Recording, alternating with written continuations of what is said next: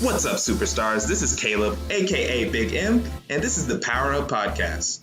So today is a very special episode. Joining me today, I have two guests. The first is the super sexy stalwart of SoCan, I Like Pie in Mouth. So go ahead and say what's up to the people. Oh my god, hello. I did not know I was going to be called sexy. I feel so special already. What's poppin', guys? How we doing? Yeah, good to hear from you. So you'll be hearing a lot from him during this podcast, and I mentioned that second guest, and our second guest here is a man of mystique, maturity, and masterful gameplay. Barnabas, go ahead and say what's up to the people. Yo, it's your resident top tier main. What's poppin', everybody? Good to hear. And honestly, that's actually a very perfect segue because speaking of top tiers, since the last podcast, the last DLC character we talked about was Steve. So we just wanted to play a little bit of catch up here as we'll hop straight into talking about the potential top tier character in Sephiroth. I'm very interested to hear you guys' opinions about that character. When he was released, it was honestly kind of contentious. A lot of people were saying this character's super broken, while others say, he's mid-tier at best, which is kind of a crazy stark difference, but, that's regular for Smash Twitter with a DLC character. But, I guess I would like to hear you guys' thoughts on where the character is in tier placement in general. You can start off with it, Pi. I mean, Sephiroth has grown, in my opinion. I did, right on release, or right when we saw him come out, I was like, he looks like a slightly better Byleth, but I mean, I don't think the character's busted by any means. The classic, if I don't know where a character goes, they go in high tier for ultimate, but I think that's probably about where he's going to be. He's a pretty solid character, but I wouldn't say he's like a solo mainable type of character or anything like that. Sure. And yeah, where do you think he is, Barnabas? I would definitely say he's top tier. I've played against a lot of this character. I played against Toffee's Sephiroth whenever it just came out. Dr. Tan has been playing this character, and he's gotten really good. I think the main weakness of this character is that you can kind of overwhelm him when he doesn't have wing. So that's whenever you really want to take advantage of his weaknesses, especially off stage. I find that edgeguarding this character is so easy whenever he doesn't have wing. He also has the tools to outrange you, which is huge. Everyone being a sword character in this game, but him having the biggest sword makes him someone that people are definitely going to look out for. And with all of his tools too, F-tilt being so safe. I watched Zakray's Sephiroth, and it consisted of literally 70% F-tilt. All I saw this man doing, especially at ledge, was F-tilt. So I think we're gonna have to see offline how well he can ledge trap if he likes to do stuff off of reaction, or if he more is a bait and punish kind of character. Yeah, so I'm excited to see more of this character offline personally. For sure. Yeah, and building off of that, because I saw the VODs from Zakray's release Sephiroth 2, and yeah, that he pretty much just ledge trap with F tilt. It is very day one stuff, but the character, he was just using F tilt and then short hop down air if you would ledge stall to just end your stocks. And yeah, honestly, the ledge trapping with this character seems insane. And you did mention there about overwhelming him without wing. I think that is going to play a lot into it, because with wing, this character sometimes feels unmanageable. You can't really, because you want to overwhelm him, but with 3 jumps and extra speed, it just gets demonstrably harder, Yeah, when he has wing, it's you have to play so perfect around him. You just have to take advantage of him when he doesn't have wing. True. Yeah. That's what I've found is the easiest way to deal with him, at least. Yeah, and I don't know, because for me, playing Mario, I think it's probably a losing matchup. At best, it's even. It most definitely feels even if you're able to stuff him out before wing, but stuff with an option we haven't even talked about is his counter, which funnily enough got a size increase in patch 11.0, which is crazy. So stupid. Yeah, I don't know. I don't think it needed that. Now it hits behind a little bit more consistently, which I don't think was supposed to be a thing in the first place, but whatever.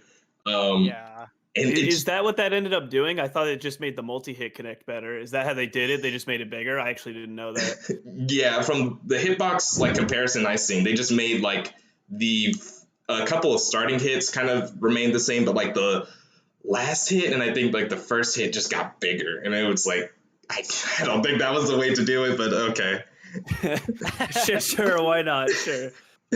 Yeah, and like man, it's something that Joker can do too, but like whenever Mario is kind of like out of a double jump and has to recover low, he just dies because they just run off counter and you just vanish. Yeah. Yeah. Another thing that he has too is his side B and neutral B are like huge. His neutral B is huge, especially for ledge trapping. If you send someone off stage and they take a while to get back, you can like fully charge neutral B. And then they either have to like time a neutral get up or go off the ledge to try to like not get hit by it. And then if they have to grab ledge again, then you can just like get a down air, you can down smash them.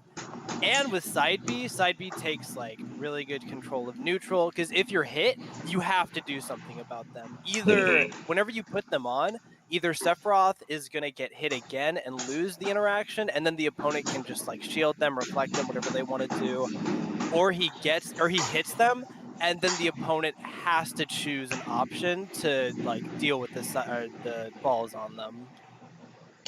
Yeah, for sure. And honestly, it's I guess I haven't had personally too much familiarity with like set play and like traditional FGC games, but from how it's been described to me, it kind of feels like set play. After he hits an orb, you only have so many limited options to kind of either win the scenario or Sephiroth will just kind of win. Like it pretty much siphons down your options, and you have to either go on the aggressive to attack and hopefully try to win the situation, go on the defensive, hoping for the Sephiroth to get kind of antsy and use like a bad option and punish them for it. Or, I mean, running away isn't really an option. I mean, guess technically you could, but you really don't want to be on the back foot against Sephiroth. Yeah, whenever he gets the orbs on you, you just have to like not play predictable. Because if you get predictable, he's gonna know what you do every time, and then he can just easily stuff you out. And that's so much damage too. It's damage, it's shield pressure. You definitely don't want to be shielding whenever the balls hits. Yeah. I play Joker a lot against Sephiroth, and the way that I have managed to deal with them is normally I'll just either like I'll try to hit him and then go like run to the other side of the stage that he's not on, or if I can't hit him and he's just playing like more on the conservative side, I'll just go off stage and then go where I know he can't hit me without having to like overextend or like commit to something, and then I'll just try to rebels guard it or just counter them and then get back to stage. The only unfortunate part about that is getting ledge trapped, but if he has wing, then you probably should not be putting yourself off stage. Yeah, and from like Mario's perspective, and I mean, I played a little bit of Mithra against Dr. Tan the other day, and Yeah. honestly, with like these characters that you have really fast buttons, I found that best you just rush them down, because you know Sephiroth does have fast moves, but like you know characters like Mario and Mithra are just have so much faster buttons. So I just try to put pressure on him and either force him into shielding so that I can grab him and quickly back throw him so I get stage advantage, or you know he doesn't hold shield and I get a hit and I'm able to kind of reset that situation. Because like yeah, with like Mario, running away is just so bad because when you get ledge trapped, you can't do anything about F tilt. It just kind of wins the interaction there. Yeah, especially with characters that don't have range. F tilt is just so huge. Especially the fact that you can angle it too. So if characters that like to run under hitboxes, you can just angle it downwards if they're approaching from the air, especially on stages with platforms. If Sephiroth just wants to sit under a platform and abuse F tilt, there's not a lot you can do about it without having to make him reposition. Yeah. Yeah, like Pi, I guess I think you still kind of play Palutena and all that. I mean, have you played against much Sephiroth? Has any like counterplay kind of came up as you hear us talking about it? I mean, when it comes to playing against the character, I'll definitely cede that over to Barnabas because he's actually been having some offline experience with him. I do not play online like at all, so a lot of my experience is just from me playing the character, or like a couple of my roommates play him every once in a while. But like, I've definitely have had, you know, an unfortunate lack of experience over quarantine. But just like playing around with the character, like we're talking only about the strengths, but like their disadvantage, the recovery. I guess like in some matchups it'll be really hard to deal with. Like Octo Slash is a pretty solid move, but like I don't know. The disadvantage on this character is ridiculous. If you have any form of projectile or any form of speed, you should be able to get in on Sephiroth or at least force them to approach you. And his approaching options outside of side B really aren't that strong, from what I can see. Like, I don't think the character's top tier by any means. I think they're decently solid, but like, I don't know. That's just what I've been seeing out of the character, what I've been getting out of playing the character. Yeah, I mean, kind of like the negatives of the character. Reflectors really screw this character over hard. Like if you call out like a side B or even a counter, you could just destroy Sephiroth because against a lot of my matches against Dr. Tan and even a little bit against Toffee, I just randomly cape in neutral sometimes, just calling out a side B or a down B. The down B sometimes can just kill Sephiroth because the reflected damage on the multiplier, it just gets crazy. Like you do like 60% in one cape, which makes no sense to me. But yeah, I don't know what formula they threw into that, but they kind of screwed that up a bit. He does blow up as soon as you reflect his counter. I don't think it should be happening very often, but it is really funny. It's mad funny. Like honestly, I thought about it after playing Dr. Tan yesterday because he was destroying me with counter off stage. I just kind of thought like maybe if instead of upping, I just like start side B stalling because if he goes out there with counter and I just side B it, like he would die there, which would be honestly the funniest reversal. I think what makes this character like top tier and what really like puts him above other people is the fact that he has the comeback mechanic of wing. I'm not 100% certain on when it appears and when it disappears. I know it happens a lot, or like it disappears whenever you get kills or do a certain damage. But like if you're ahead, so the way that I look at it is, well, if he's ahead, like if Sephiroth is winning, then he's just like winning. He doesn't need wing. He can just keep outplaying you and force you to make mistakes as he tries to increase his lead. But whenever he's losing, I find a lot more that Sephiroth like will make a comeback, or like it's easier for them to win like as a deficit whenever they have wing. Just because this character's like tools, like Nair especially, we haven't talked about Nair a lot, but Nair is probably going to be one of his main tools, like close range. It's pretty fast, it's pretty quick, not a lot of landing lag. At 0%, you can combo like 3 of them into each other for some reason. And at later percents, if he has wing, it's easier for him to combo like back air out of it, which if you're at ledge, can just kill. He doesn't even need wing to hit Nair into back air, but whenever he has it, it's a lot easier and it kills a lot sooner since wing makes back air more powerful, right? Yeah, I'll agree with you on that. One Winged Angel is pretty strong. I mean, not only just the fact that he gets an extra double jump, and the balance between characters having extra double jumps is that they're all like really, really bad double jumps. They just have multiple of them. Like Meta Knight's jumps suck, Kirby's jumps suck, DDD's jump sucks. The only reason the double jumps are good is like on Meta Knight and DDD, they're really fast fallers, so it helps them like mix up their landings. But like Sephiroth just gets a full extra double jump, and that is ridiculous. And then his speed increase is like One Winged Angel. I'll agree with you on that. It's busted. It is really good. True. And honestly, I feel like out of all the comeback mechanics we've seen in Ultimate, it's the only one that I feel like is a comeback mechanic. Like there are those times where he gets wing and you're down and it kind of sucks, but usually dude, like what is that? I don't know the formula and everything. So stupid.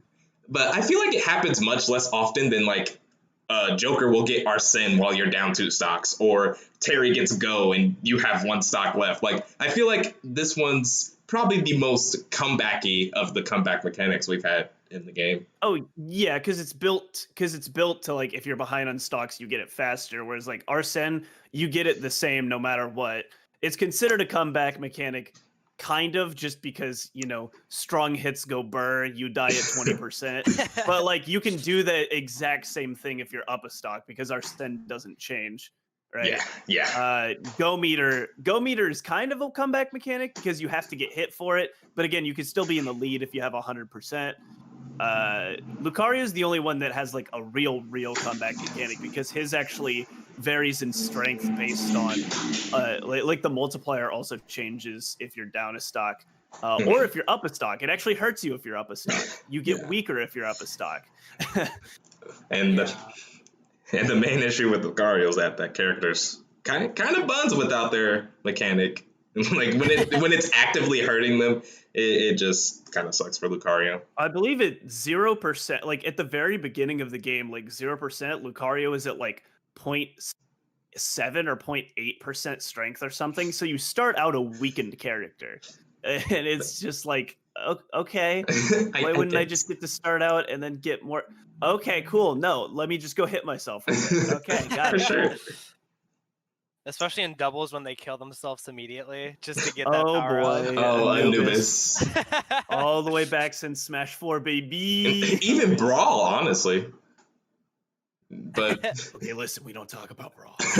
You're right. Hey, I liked Brawl. Brawl was a fun game. No, Brawl was great. I didn't play it competitively. I started in Smash 4, so Same. I love Brawl. I would never make fun of Brawl. We've got the Brawl vets from SoCan, okay? I would never make fun of them. Oh, yeah. I love Mr. Doom and Steeler and Holmes, okay? He played Brawl? Yeah, all those boomers. Oh yeah, like Kansas was actually really good at Brawl. We had a lot of like top 100 players. I knew about MJG, but everyone else I did not know about. Oh yeah. Zeton was. Oh yeah, Zeton. I think he was literally like the best Fox. Maybe like there was one other Japanese Fox, but like Zeton was insane. Nice. Holmes was a really good Wolf player from what I was told, although I've never seen him play. Steeler was, of course, Pokemon trainer.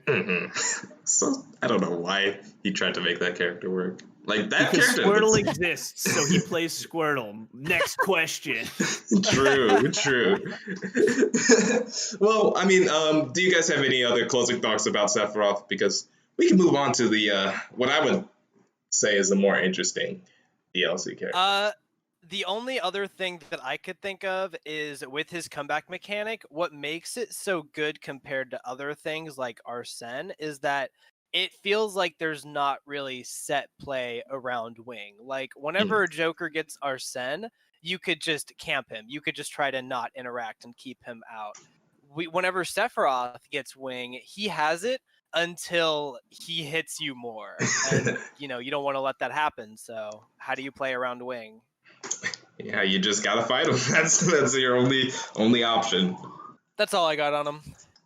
Oh, I guess technically I didn't put it out there where I put him in like the tier list, but I think he is like I want to say badly he's top 10 in the game right now because a lot of the characters I used to put above him got recently nerfed, and I think the nerfs were somewhat significant to bump them down like 1 or 2 spots, but I'll have to flesh out my tier list a little bit later here, but I think he's top 10, which is like top tier for me.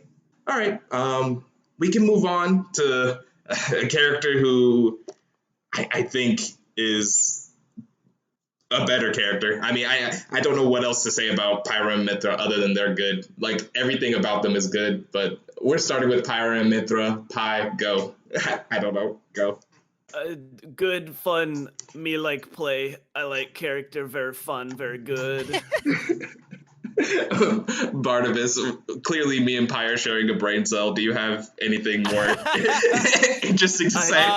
I cede control of the brain cell to you. Okay, this character is actually insane. I think she's definitely better than Sephiroth. I have played against so the only like Pi, what are we calling them first off? Let's discuss what we're going to call them. Okay. So like I've just been calling them Pyra Mithra because we never called Sheik and Zelda anything special when they were connected. True.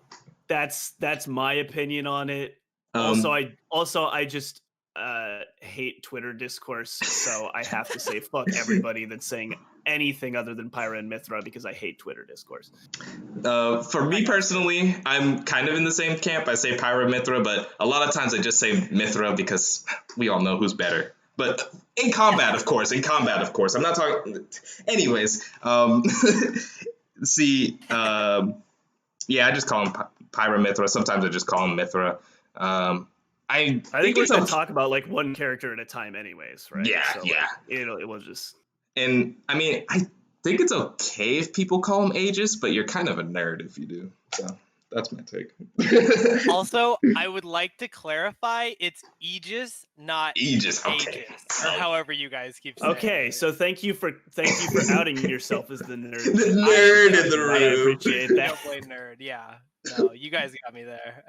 Listen, I don't play any of that weeb stuff. I play Mario and Pokemon, and that is true. But honestly, true. This character is making me want to play some Xenoblade. So when I have a demonstrable amount of time, I'll probably pick it up. But the main thing I was excited about when I heard that they were getting released was all the music that came in. Yeah. I am someone who I love to like choose the music when I'm playing, and so the fact that they added Zeke, they added Death Battle with Torna. Those are my two favorites. The Counterattack remix was also pretty good.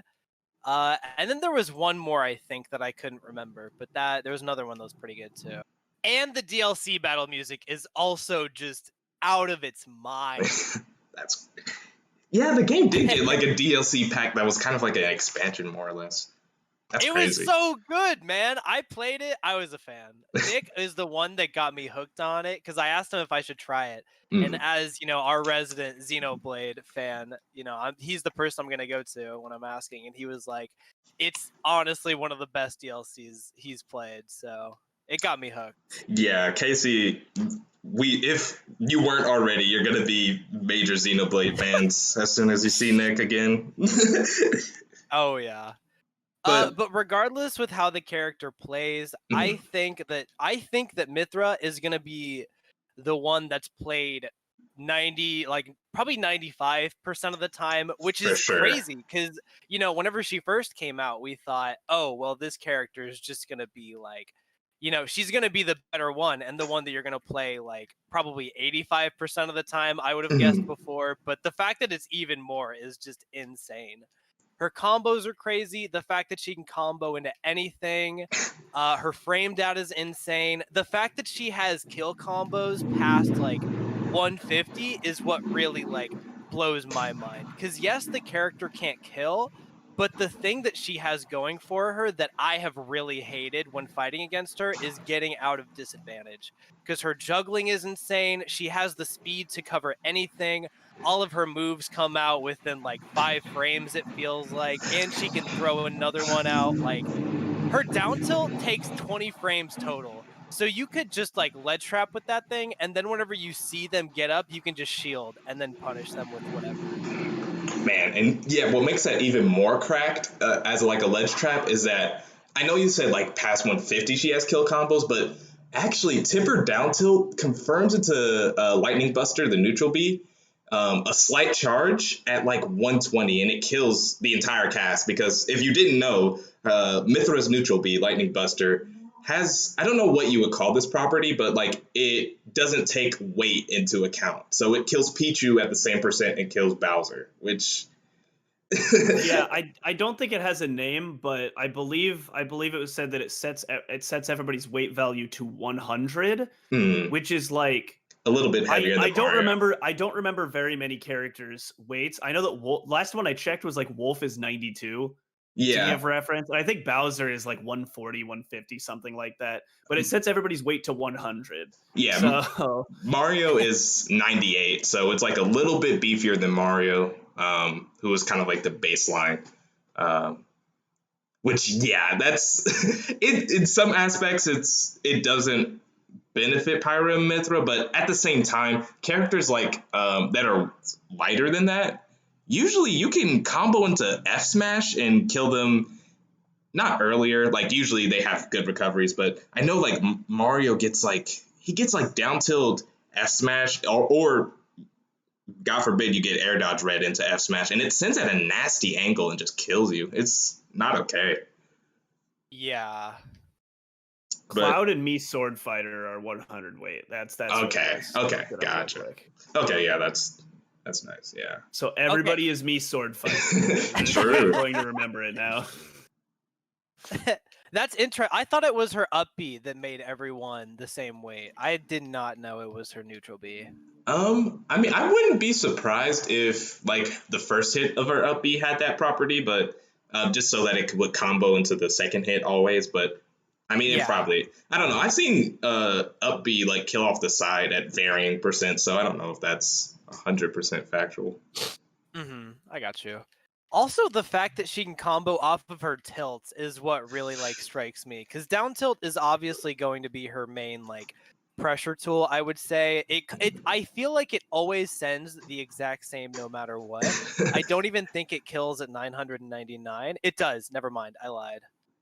But Yeah, but yeah, and like the little known fact is that there's like I think 4 or 5 hitboxes on the down tilt, and the very edge one, the fifth one, is a sweet spot that sends a tumble hit stun at every percent. So that's why it just combos so well. And then all the other hits that are weaker ones just have, it's just a good move. It will always combo. But yeah, like you mentioned, all of her tilts are crazy, and that's what makes her so fun to me because I love mashing that yellow stick. yeah, dude, I'm literally getting down tilt into up air confirmed at 300%. Like this move can just combo forever. Yeah. And another thing is that even though she has like all these crazy true combos, you guys kind of touched on it earlier, but the main bread and butter of this character is just reading, kind of reading tech scenarios, because stuff like forward throw and dash attack puts you in really unfortunate tech scenarios, and then juggling. Like this character doesn't even get most of their damage from true combos. They're just so fast that they can just freeform all the time. It's crazy. Which is so annoying, because how do you play around that? Oh yeah, like their combos don't really like they don't do a bunch of damage. Like early percents, you get 20 to 30 like true. It's kind. I mean, people are. I say that and people are gonna think about like Sheik, but like Mithra can literally just juggle you for 10 years if you aren't really good at disadvantage. So she's gonna force a lot of people to actually learn how to actively play at disadvantage. Yeah. And And the other thing that makes this character bad is her recovery, because her side B is so exploitable. Her up B doesn't snap to ledge if you're not like right next to it. What I've experienced is people will either like try to sweet spot with Mithra, that way they don't like not snap to ledge, or they'll just swap to Pyra, since Pyra's up B will always snap to ledge no matter what. yeah, and then the third option, which I mean, it's funny that she does kind of have a bad recovery, but if she was recovering from above ledge, she has kind of what seems to be like a glitch or a I don't know what else you would call it, but pretty much she gets full invincibility if she air dodge slightly above ledge towards ledge, because for some reason her air dodge is really far, like right below Ness and Lucas, and while she's in her invincibility frames, she doesn't get the two frames of like vulnerability when she grabs ledge. She just gets full invincibility throughout the whole animation. So like if she gets into a certain bubble, she can just air dodge to ledge, and there's nothing you can do about it because she's invincible. Yeah. I think that has something to do with foresight, but I'm not Yeah. a programmer, so I'm not entirely certain. Yeah, because they found something similar with, I think, Palutena's teleport, and what's being theorized is that Foresight is programmed as like a pseudo teleport, and since it's attached to her air dodge, you can activate it with air dodge instead of your up B, which is teleport. You have to be like even with the ledge or like above the ledge, teleporting to it to get the your head frame. minimum has to be above the ledge. Yeah, exactly. Yeah, and it's very similar to Mithra, except like air dodge kind of forces you with gravity, so you have to be slightly above it, and then your head kind of gets even with the ledge as you drift towards the ledge. And yeah, it's kind of nasty. It's not fair because, like I said, when she gets into a certain bubble, you just can't edge guard her. But Maybe people actually go out and commit to edge guards for once in their life. I don't know, just spitballing. Yeah, because you're not winning gonna against be- this character on stage. It's gonna like if this is useful or not, because she has to go. Like Void made a whole video on it, and the way that you like can counterplay it is you have to like actually go out and meet her like where she's gonna want to air dodge. Because where she air dodge, like it's pretty like certain points you can tell like the way that she's recovering. It's like, oh, okay, she probably is gonna air dodge here. So you can just like call her out before that and try to get her to put out an option beforehand. So Oh yeah. I'm interested to see if this will actually be useful or if there'll just be counterplay to it. Yeah, actually, now that you mention it, I kind of forgot about that Void video because he mentioned, I haven't seen the interaction yet because, I mean, he only is one person, so he wasn't able to demonstrate it in the video. I wish he did, but apparently you can activate Foresight while they're doing that air dodge, and it just kills them because the Foresight puts them like below the ledge, and you know, Pyra and Mithra can't really like recover from that area. I need to see this interaction happen. I may try to test it out the next time I'm playing with someone offline, but apparently when they're air dodging, you hit them in the first 2 frames, Foresight activates, and Mithra just like zooms down below the ledge and can't really activate up B before she pretty much dies. So I have some sets with Isaiah where I do this sometimes, but I'm playing as Joker and I'm like sitting under the platform. Like let's say it's small battlefield, I'm sitting under the platform and I'll do gun, and he tries to do the air dodge thing to ledge and he'll just die. Like legit, he just falls so fast down. He can't even recover. Yeah. So okay, yeah, that's what I was wanting to confirm. And wow, actually, gun seems like that's really good for that because it's just a hitbox that since so far out. Oh my gosh. Anyways, but yeah, especially like down guns. Yeah. But I guess even though I would love to talk about Mithra forever, we can talk about Pyra, who honestly, the more I play her, the more I fall in love with how she plays. Of course, her combat. The more I fall in love with her combat. And I don't know, she's kind of like the slower, bulkier. People call her like Dr. Mithra because she's just has the same normals, but is just much slower and bulkier. And I don't know, she's fun. She's pretty fun. The more I like play Pyra and get used to her, and the more I watch her, the better my opinion of the character comes. I think she's also a pretty ridiculous character. Also, yeah, she does have all the same hitboxes, except you know how like hitboxes are like little bubbles, like 2 or 3 bubbles that pop like on the sword or whatever. All of her hitboxes just have one extra bubble on all of the same of Mithra's hitboxes. They're all just like slightly bigger. Yeah, all of them except weirdly enough down tilt. I mean, down tilt is still bigger, but like I mentioned, Mithra has like the sweet spot at the edge of her sword. Pyra doesn't have that, so they just made 4 bigger bubbles instead of the 5 with the sweet spot at the end. But yeah, pretty much what you said is always correct. She just has like that extra bubble of range, which is crazy, especially on moves like F Smash, which I can barely comprehend that move when it shows up on my screen. Yeah, I think she's going to be used mostly for ledge trapping and not a lot else, because the only issue with Pyra is that it's so easy if you're fast to run away from her. Like if you're at kill percent and they're like as Pyra, you could just run away. You don't have to interact because you know if she hits you, one of the moves are probably going to kill since they're all so strong. Yeah. And yeah, but then they just have the ability to switch to Mithra, juggle you, and then you know once you've used some of your defensive options, then they just go right back to Pyra. So it doesn't even work out that well. Is the rough part. I would actually argue that you need to fight her when she's Pyra because you have a better chance of winning neutral against Pyra than you do against Mithra. Yeah, for sure. Yeah, especially if you're playing like a mashy character like me. I feel like fighting Pyra, it never feels good because you feel like, oh, if I make one mistake, I just die here. But you kind of have to because when you get in, I would say you can go ham, but you really can't because Nair comes out deceptively fast and will just kill you specifically if you're like vertical comboing her, and then she just pulls out Nair, you'll actually just die off the top, which is crazy. Yeah.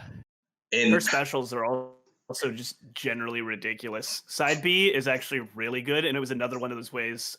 It's actually one of her really good ways of recovering too. You just set that shit out by ledge, then air dodge to ledge. It's like, oh, okay. I mean, Mithra has the invincible air dodge, and you just set out an active hitbox and then air dodge to ledge too. No, I got it. It's cool. Yeah. Yeah, no, for Her sure. neutral B is also insane. That move is not okay. That is my. Yeah, go ahead. It is also like -10 on shield with the full charge, by the way. It's just safe. Like, dude, yeah, there's this nasty shield break setup where, I mean, you can like up B out of shield if you have like a quick up B option, but like you said, it's -10, so you can fully charge neutral B into down smash immediately, and it just pops shield. It's like, oh my gosh. It's not okay. I didn't even know that. She also has a Sephiroth F tilt because it's like it's also just like -9 at like every portion of it. Like, just okay, yeah. Nice. No, let's just like, the character is actually way better than what she looked like she was going to be, and mixed with Mithra, it's really a not okay character. Yeah. Like, I can't stress that enough. This character is definitely not okay. You guys also saw with Mithra how you can like bot dodge multi-hits on shield and then just like up smash them, like Pikachu back air, Palutena air. Yeah. Like, there's and I know that was going back to Mithra, but I was just remembering like the random stuff you could do out of shield too. It's just nah, this character not okay. And even to chain it back to Pyre. Oh yeah, go ahead, say it.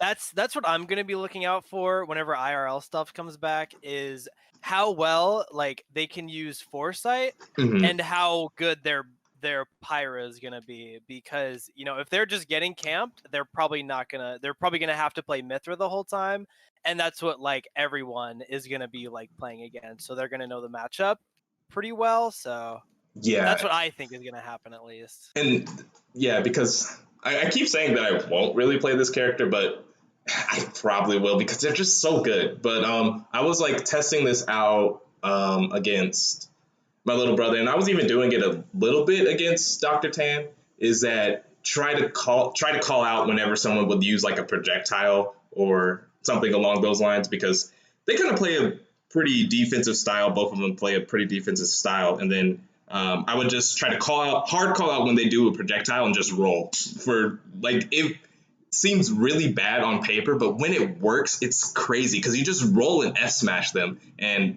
my little brother plays Dr. Mario, so it would just kill him, which is not fair at all.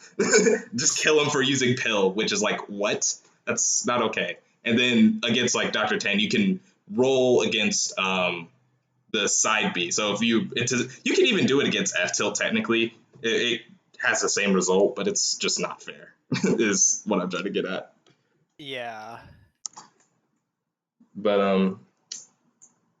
I do want to, before we kind of move off of Pyra and Mithra, Pyra's down air auto canceling, it needs to be taken out the game. That's not okay. Because her down air might actually be one of her best moves. It's the move that I fear the most whenever I'm playing against a Pyra, and why I'm kind of scared to like go in and fight them, because I know they could just start spamming there.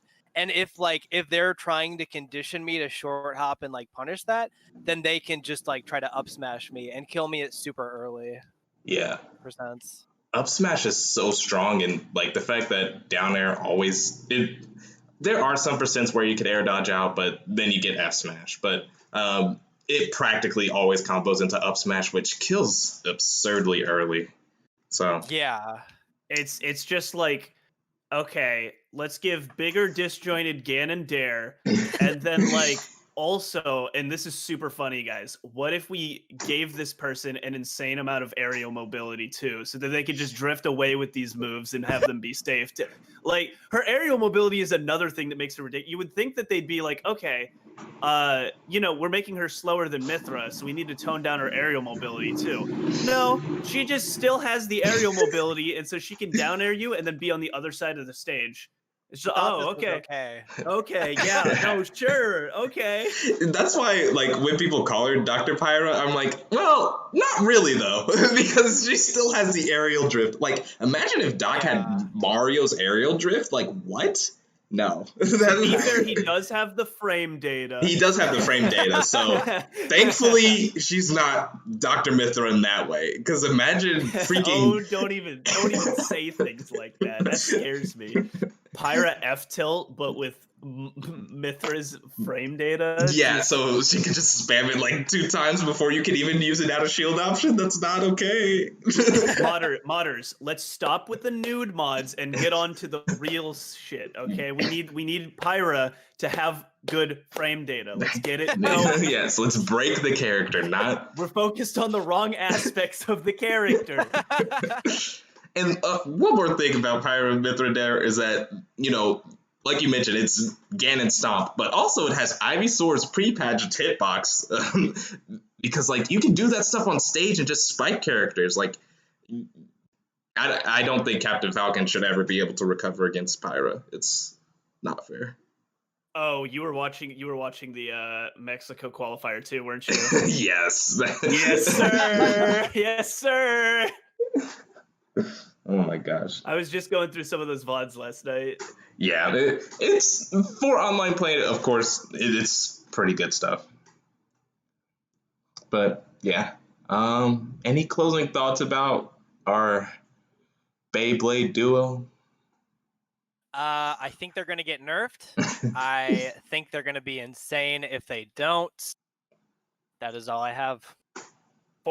Foresight at minimum needs to be nerfed. It's a little bit too strong. I know that the balancing for it was they have like extra end lag on their spot, like on her spot dodge and her rolls, but it doesn't matter whatsoever. My final thoughts for the character are that I'm not going to drop Palutena, but I've definitely been trying to put a lot of work into this character, and I'm trying to like focus on a few characters at a time now because I've also been working on a wolf in quarantine. Oh, nice. So I'm really excited to use this character once offline comes back. Let's go. Yeah, mine's is kind of a mix of both of you guys. It's like, I think this character may undisputedly, well, not undisputedly, but pretty darn close be top 1. And they give me very Pocket Cloud vibes. Like, they're so easy to pick up and play. And yeah, I think that's my 2 cents. Like, nobody should really realistically put them outside of top 3, and I think they're the best character in the game, and it's similar to when Cloud was released. You just have a Pocket Cloud. There's no reason to not have a Pocket Pyra and Mithra. All right, listen, let's calm down. Top 1 when Pikachu gets nerfed. All right. I don't know. Why, are you a Pikachu better than That's Joker not on the believer? docket. We're not talking about it. Let's move on. True W. No smile. No smile. True W. I have hatred and nothing else. Let's move on. Wait, can I ask one question and that'd be all? Sure. We'll ask it rhetorically. Ask it rhetorically. Pi does not need to answer. Jolt or gun is better? For what purpose? They do different things. You don't think one is just better than the other outright? I mean, okay, what's better? Mario's F tilt or Mithra's F tilt? They do different things. Mithra's. Easy question. Give me a harder question, then I'll understand your point. Well, I mean, they work in different. Yeah, okay, never mind. You know what I mean, though, For right? sure. For sure. I know what you mean, but the thing is, it's like. Pi, if you don't want to play along, you don't have to. I know. I saw the discourse on Twitter, but if you want me to be serious about it, it's just a weird question because they do completely different things. One is a neutral tool that forces defensive options against your opponent that you can then run behind and like try to combo out of, or exert advantage, exert pressure.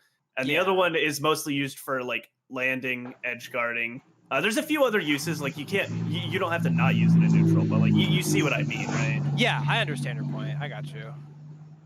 For sure. So sweet. Well, Big M, what's the next topic? Yeah, we'll kind of cap off this DLC topic by kind of taking a few steps forward, looking forward towards what may be in store in terms of future DLC. So if you are unaware, there are 2 characters left in the current Fighters Pass, Fighter Pack 2. As of March 19th, there's only 2 more characters that are slated to be in Super Smash Bros. Ultimate. But I guess I want to look even further than that because there were some rumors. I mean, not they're kind of substantiated because some data miners did find some things, but it's like really theory number based stuff. But they're thinking that a Fighter Pass 3 may be in store because most of this is based off of a data mine. There's a video by, I believe, Papa Genos is the content creator there. They made a video about a data mine that was found. Pretty much there is 16 slots in World of Light because whenever there's a DLC character release, you get that character for free at the start of World of Light, regardless of where you're at in progression of that. And Yeah. they saw 16 spots, which actually leaves 3 left that we don't have yet. The other 13 are already accounted for with the first 2 fighters passes and Piranha Plant. But yeah, so they're thinking that maybe those 3 last spots are for 3 other characters, but they also could just be placeholders because that's what they originally were. So it's up in the air. I guess I wanted to hear you guys' thoughts if you think that a Fighters Pass 3 is in store. I mean, Sakurai himself kind of said that there isn't, but just want to see you guys' thoughts. I mean, just thinking, like, I honestly don't think there needs to be. I have characters that I want, but also just like it's been a lot. I think we're good, especially if we could do things like instead of a fighter's pass, maybe focus on the net code. Maybe focus on some extra balancing and like talking to the community. I don't think that's gonna happen. But like outside of the whole, I really don't think there's going to be one anyways. I would also just hope that there's not, and hope that maybe we can focus on some other aspects of the game outside of characters. But, I don't have much faith in anything except that Sakurai makes fun characters. Fair. What do you think about it, Barnabas? I think they make too much money from doing these to like stop, because how could they just one single character is like what, $5.99, right? That's I'm not sure how hard they are to make, but if I keep pumping out these characters and a lot of people are going to buy them, then I'm going to keep making them. I really hope they stop because I hate how they keep giving me top tiers that I have to worry about now in bracket. But other than that, I just want honestly, I just want Gino. And I know everybody hates on Gino lovers. I don't know why. I don't know what we did to people, but that's all I want. And dude, I don't they really went care onto about anyone else. They went onto an online forum one time, and a guy that had Gino in his name was very mean to them. So now they have to hate the character. Don't worry, my roommate is one of the biggest Gino stans. So do not fret. I am on your side. Let's go. Nice. Well, I guess my thoughts on it.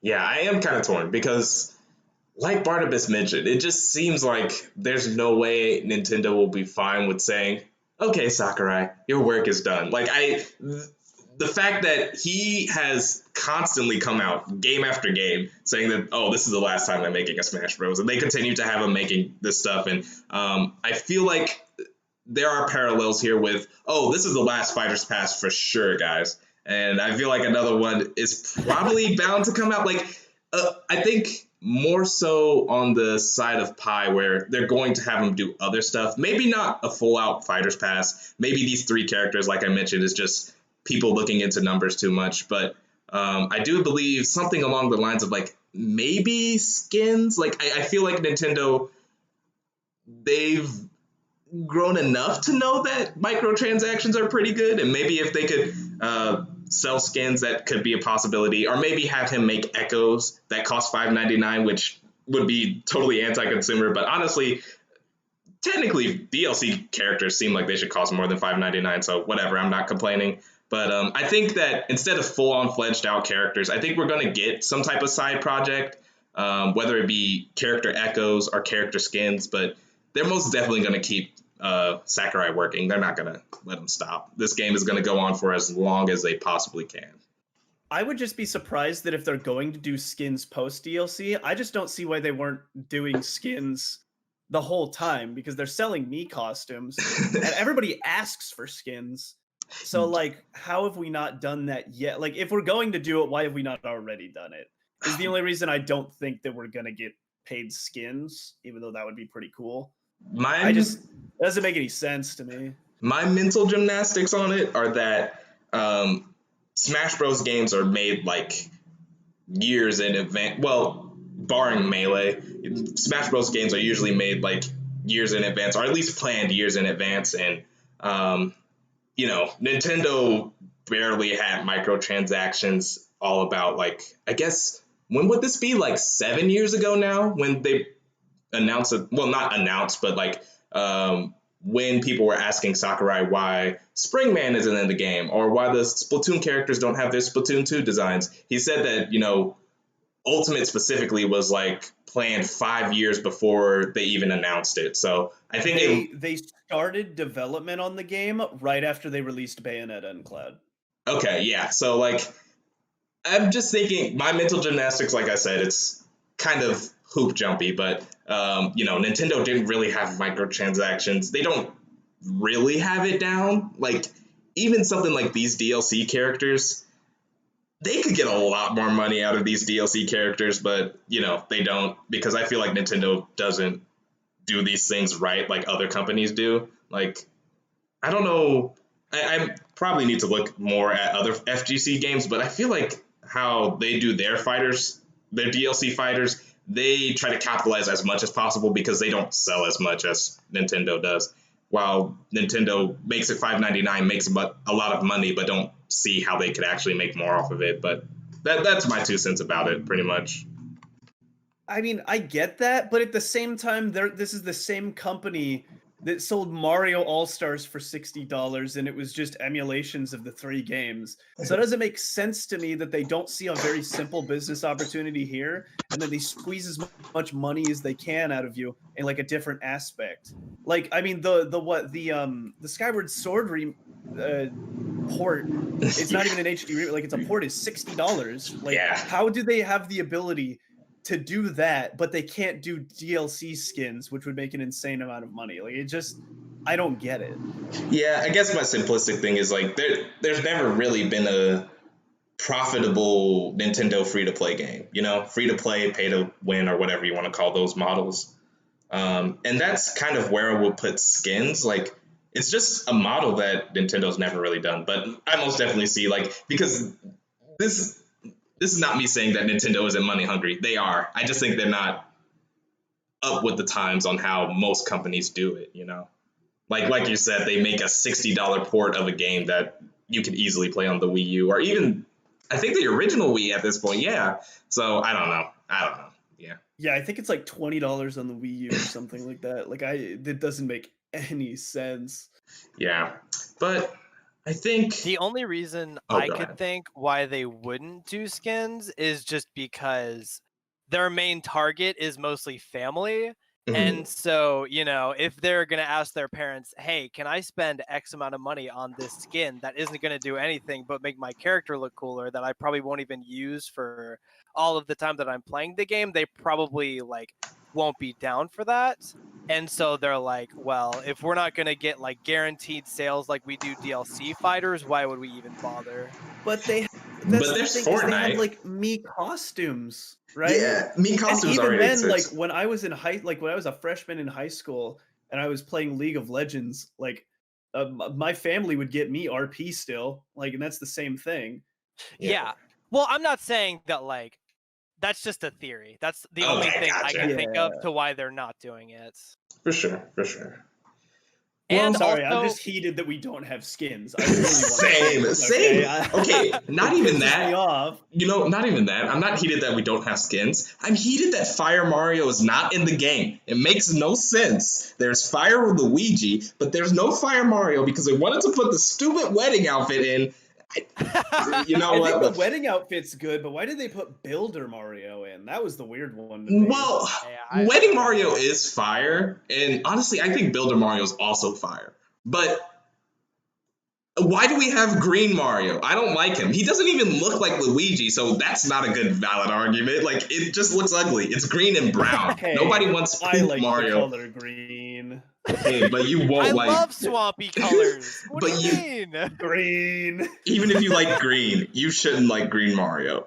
You should, like, I mean, that's fair. I play Cotton Candy Mario. So. Yeah, he's dope. He's really dope. But anyways, I guess but we can move on. I have one more thing. Oh, to go say. for it. Go for it. I don't really care if they add skins or not because regardless, we're gonna get them through either DLC or modding.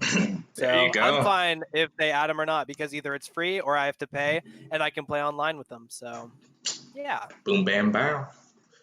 Well, yeah, I think that kind of wraps up our DLC segment here. Wait, what DLC character do you want? We can't talk about DLC without asking about dream characters. Come on now. Dang it. So, see, I'm really bad with this question, mainly because all the characters I wanted are kind of already in the game. So, even after the end of Smash 4, I was like, bro, please add Inkling. Who's the first character reveal for Smash 4 Ultimate? Inkling, okay. Oh, I see. So you were popping off before the game came out. Yeah. Damn, And then, alright. secondly, I finished Persona 5 very recently after they announced Smash Ultimate. And I was like, yo, you know what would be dope, but probably wouldn't happen? If Joker gets into the game. And then he got into the game. So I'm like, Dude, I finished Persona 4 like a few months before the game came out. I was popping off. so I'm like, okay, so all my characters are in the game. I actually don't. I don't know. I just start like throwing out random characters whenever people ask me because I got my characters. I'm good. All right, And I don't even play them. Code fan, got it. And the craziest part is that I don't even play them, which is so sad. But I can teach you Inkling. the thing is that I would like the thing about Inkling is that why not just play Mario? That's how I always feel about playing Inkling. Even though there's Yeah. stuff that Inkling does better, it just seems like Inkling has to work so much harder than Mario. But Yeah, it's a hard life we live. You definitely don't want to commit. yeah, and then I'm glad. oh wait, also I want to play Joker and you play Joker. Like what? I can teach you Joker. Joker You're- is so much fun. You're living my life. Give it back. Hey, I'll start coaching you if you want to pay me. Oh, okay. I see. Dude, no fair. I was gonna advertise my coaching. What the hell? Listen, I Damn, have. you got me to it. All right, listen, Big M. Listen here. Mhm. You're gonna pay one of us. I have more credentials. Okay, I've been coaching 2 separate collegiate teams. I have a Ooh. couple of private lessons already going. Listen, I'm gonna have to step in here, and I'm gonna have to flex on Barnabas. Yeah, but I can teach you the characters that you want to play really well. Okay, but what if I just make your fundamentals insanely good, and then you can play any character you want? Oh, but I Why mean, would you ever want to play other characters than Joker, Minkling, or Mario? That's true. my question. I don't know. I play Ganondorf to this day, and I don't know why. Okay, you know what? Never mind. He's a lost cause. Yeah, I'm done with it Let's move now. on. Let's move on. He's a Ganon main. All right. For sure. So, we have any lasting thoughts about DLC as a whole? Pray for Gino. That is all. True. All right. Gino's probably dead. I'm sorry, dude. I was on the train until the Mii costume came out, but you can be on the Grovile train with me if you'd like. I'll move over to that then. Grovile for Good. Mystery Dungeon specifically. Make it happen. Ooh. That's a hype I'm character. down. But alas, so we'll kind of shift gears, but funny that you mentioned Grovile because I wanted to talk a little bit about Pokemon. So Pokemon had like a presentation. When I wrote the script, it was very recent, but now I think it was a couple weeks ago. We're recording on March 19th. I forget when it was, but whatever. Pretty much the Pokemon presented us pretty much 3 main games. It showed Pokemon Snap, which we were kind of already familiar from like a presentation they had last year, I think. They gave us the Gen 4 remakes, which we kind of expected coming. They're a little bit more cookie cutter than a lot of people care for, but what I really wanted to talk about was Pokemon Legends. This is kind of the departure, or everybody, it's hard to not talk about it this way, but the Breath of the Wild of Pokemon, as it's going to be open world.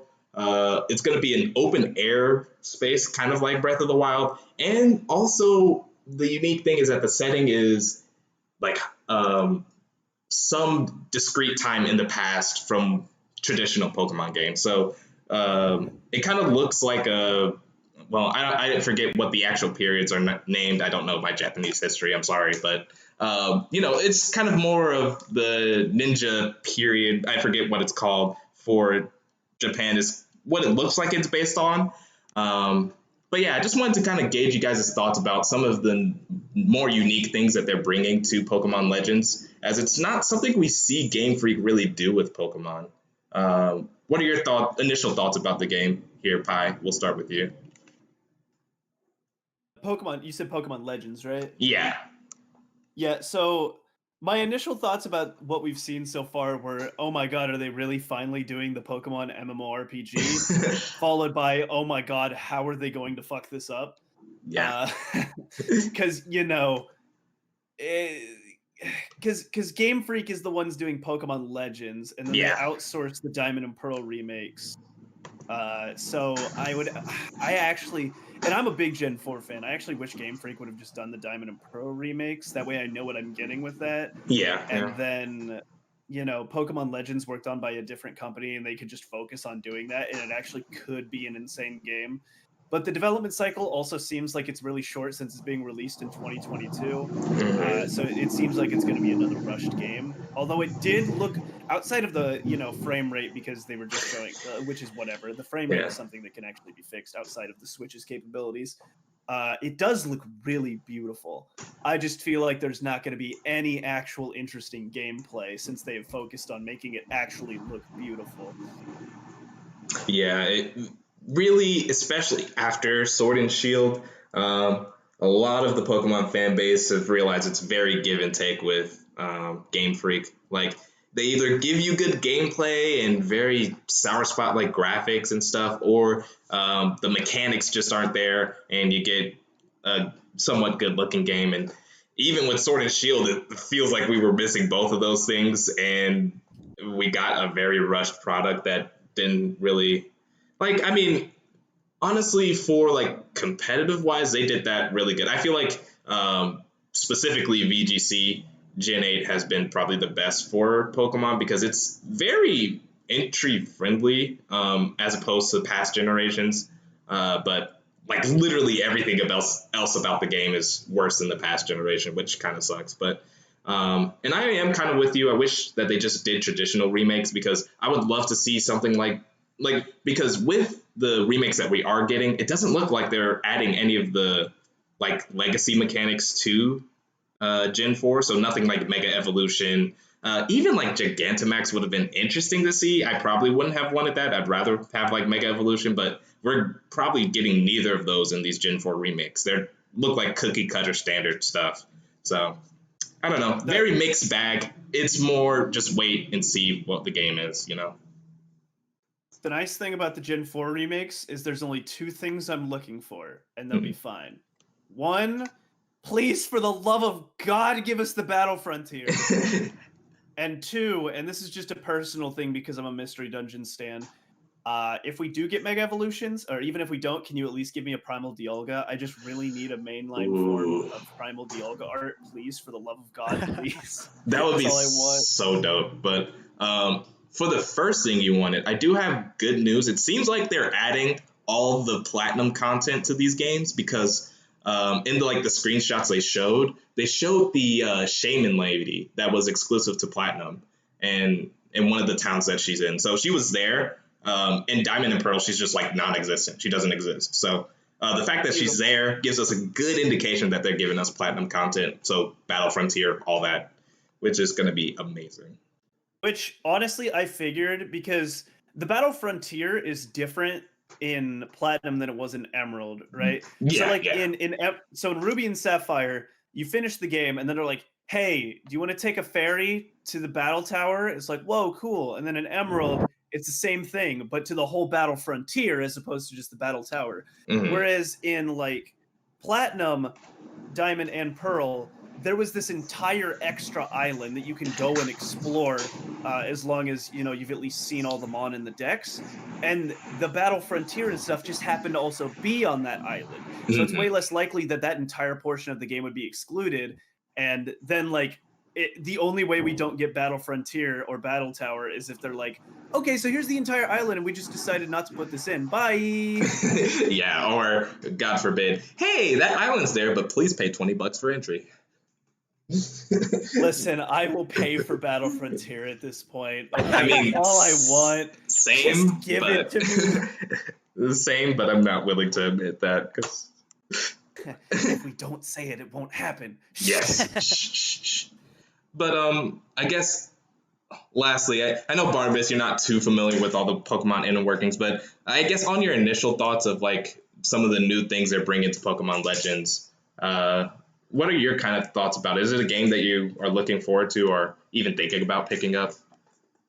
Yeah, normally I don't play Pokemon. The Pokemons that I normally play are like the older ones. My favorite one is Blue and Red. Just because I remember emulating that on my phone and having so much fun on the bus rides to like cross country meets as we would all just like play this game and be like, oh, what Pokemon did you find? But if it's gonna be like something similar to Breath of the Wild, then I might actually just get hooked on Pokemon. Because I wasn't a huge like Zelda person, but once I played Breath of the Wild, I was like hooked. This game was like my new favorite game for the month or so. Yeah. So yeah, if it gets me hooked, I'm down. I'm down to be a Pokemon fan. For sure, yeah, and I'm also pretty optimistic about the game. And the more I hear about it, my hopes get high. But like I mentioned with Pi and kind of mentioned too, Game Freak is on the bad side of the Pokemon community right now.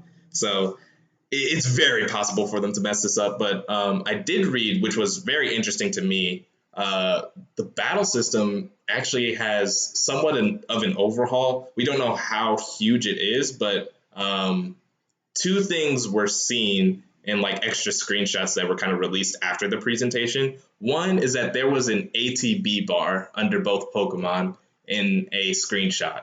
And if you're unfamiliar with ATB, it's just active time battle.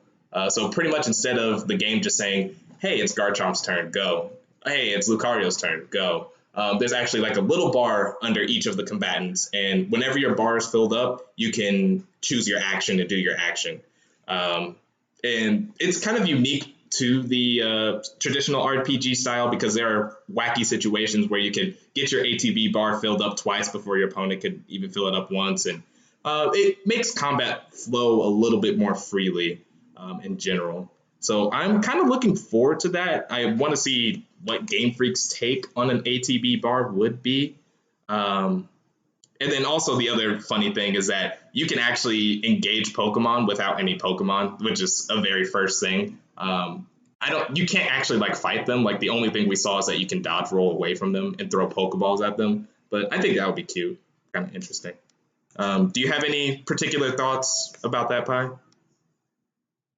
I mean, like I said before, it just makes me more excited to see if it's actually gonna be like an MMO type game with Nintendo Online. That could be kind of weird, but we'll find out now, won't we? Yeah. Open world stuff is generally pretty fun, so I'm just really excited to see Pokemon in a new light. I played Pokemon Go a bunch when it first came out, so now I just get to do that but without having to go outside, and everybody knows that I don't like to go outside, so pause. True. Well, yeah, so I guess do either of you have any like lasting thoughts about Pokemon before we head back to our more familiar game? Sir.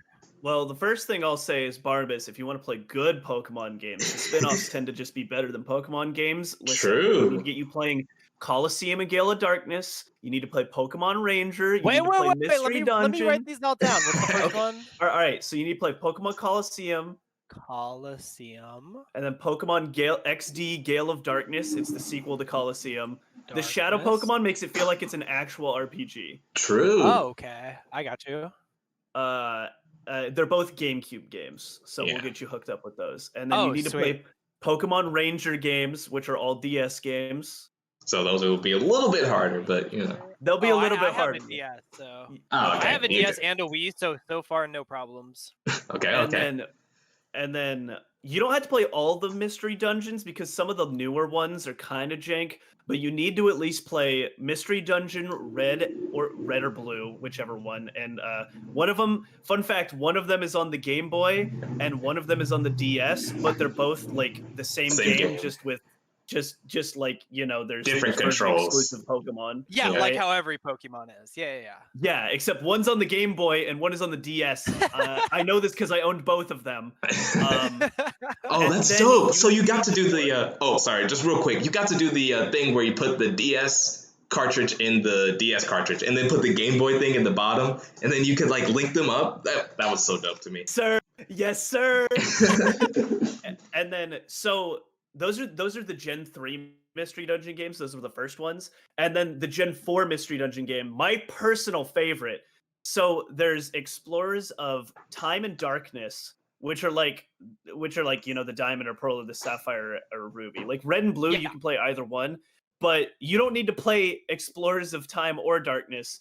You just need to play Explorers of Sky, which is just, there's no version exclusives, and there's also a bunch of extra post-game content along with the already abundant post-game content. And it's just overall, there's no reason to play the other ones, but you could just play Sky. But you need to play Sky. It is probably like top 3 games of all time for me. I cannot express how much I love that game. Yeah. Got it. I will put that in front. If you can only play one Mystery Dungeon game, play Sky. That's it. Play Sky, yeah. And then Pokemon related thoughts. The last thing that I think of when I think of like the Gen 4 remakes is that, so Gen 8 was the first gen where they limited the amount of Pokemon that you could get, right? Yeah. I'm interested to see, like they could pick, it was a new region, so they could pick whatever mons they wanted from every region and just make a really cool, cohesive region with a bunch of, with, you know, handpicked Pokemon. But like, I'm just interested to see how they do that with the Gen 4 game, like with a remake, because they're gonna have all the Gen 4 mons, and then are they also going to like pick other mons from other regions to add in like they did with Gen 8, or is that all gonna be post game, or the remake's just going to have the Gen 4 mons and then like, you know, the added mons afterwards that you could just transfer up? Like, how dynamic is this going to get now that they don't just have, it's just Gen 4 and then like you can add all your other Pokemon and transfer up afterwards? Yeah, I'm really interested how they do these Gen 4. I mean, I'll be slightly disappointed if it is just cookie cutter. You can get the Pokemon that you got in Platinum originally, and then all the extra Pokemon are on this little island. That would be kind of weird, but are we gonna get more than 2 fire types in the entire region? That's the real question. Yeah, that's gonna be a real interesting question. Because I will have access to less. I mean, I'll only have access to one because I'm picking Piplup, and you can't stop it. I agree. I picked Turtwig on my first playthrough, and then I had a Ponyta, and then in Platinum you can also get a Houndour, and then after that you can get fucked. So yeah. Yeah, exactly. I mean, you can get a Magmar in Platinum post game, I think, and then that's and Magmatours. Sure. Yeah, bro. And oh, dude, I can't wait to get Heatran. Wow, yeah. Yo, way down in the end game. That's great. After the Elite Four, dude. But yeah, good times. I think that's all I got on Pokemon. Okay, for sure. So we'll head on over, like I said, back to a more familiar game. If you think I was talking about anything other than Smash, you're going to have to kind of reassess some things. But we're talking about Smash again. So what I want to talk about specifically is the Smash World Tour. An announcement was made. Once again, I probably should have these dates. It's not that important. It was just a couple of weeks ago from recording. An announcement was made that they're making an effort to kind of bring it back by kind of making it more of a hybrid tour, where we have an online qualifier into offline regional finals into a offline finals championship sometime at the end of the year. So it is somewhat contentious, obviously, because whenever you bring up online in Smash Ultimate, it's going to be contentious. I don't know. I guess, what are you guys' initial thoughts on this format? You can start off, Pi. I appreciate the fact that they're trying to like get it going, knowing that offline's going to be back soon, and so they just decided we still need to do our Smash World Tour because it already, already got some bumps in the plan with the whole deadly virus or whatever they're calling it nowadays. Mhm. Uh, um, I'm a little sad because if you know me, you know that there's no amount of money in the world that can get me to play online.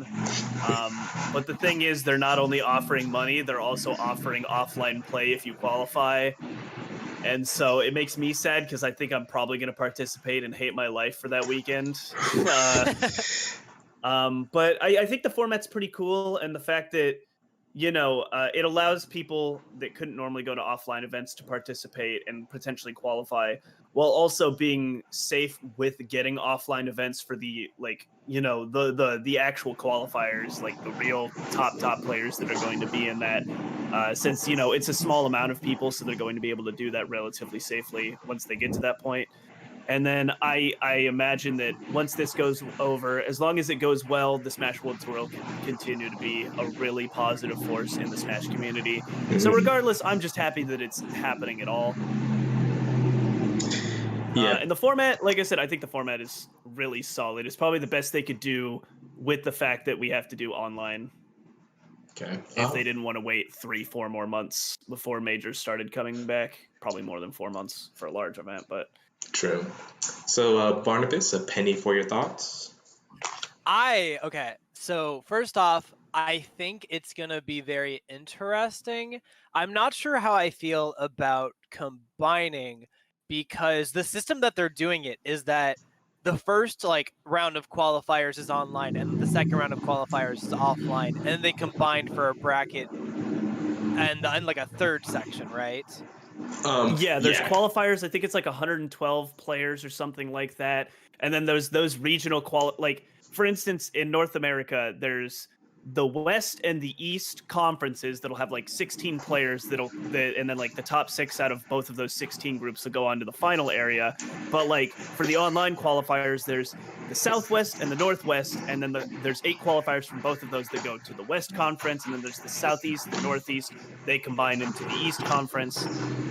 There's like South America, Mhm. Oceania. Actually, come to think of it, tomorrow is the Australia Australian, yeah. sub-region online qualifier for Oceania.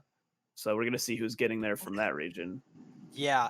So I think it's going to be interesting, but I'm really excited to see the storyline that it creates between online and offline players because regardless, I know top players are already going to make it through online. Like this weekend, we saw MK Leo. He got second.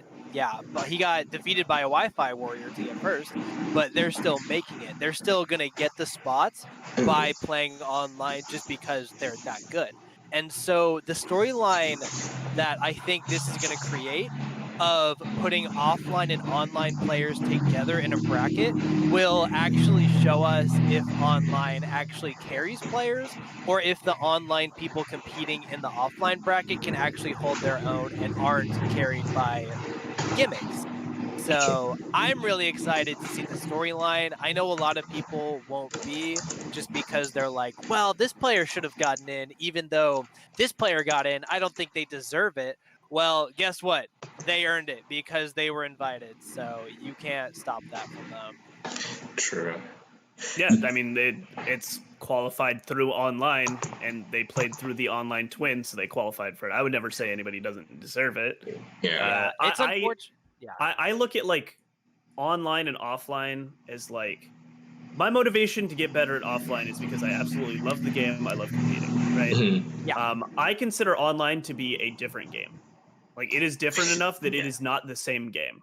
And I think we can at least agree on that in principle, right? Yeah. Oh, for sure. And so here's the deal is when it comes to like the online qualifying into offline, to me, it's like, okay, so I'm playing this game, and then if I qualify playing this game and I'm good enough at this game, I get to play a completely different game. And the difference between those games is I absolutely despise online, but Ultimate Offline is probably my favorite game of all time.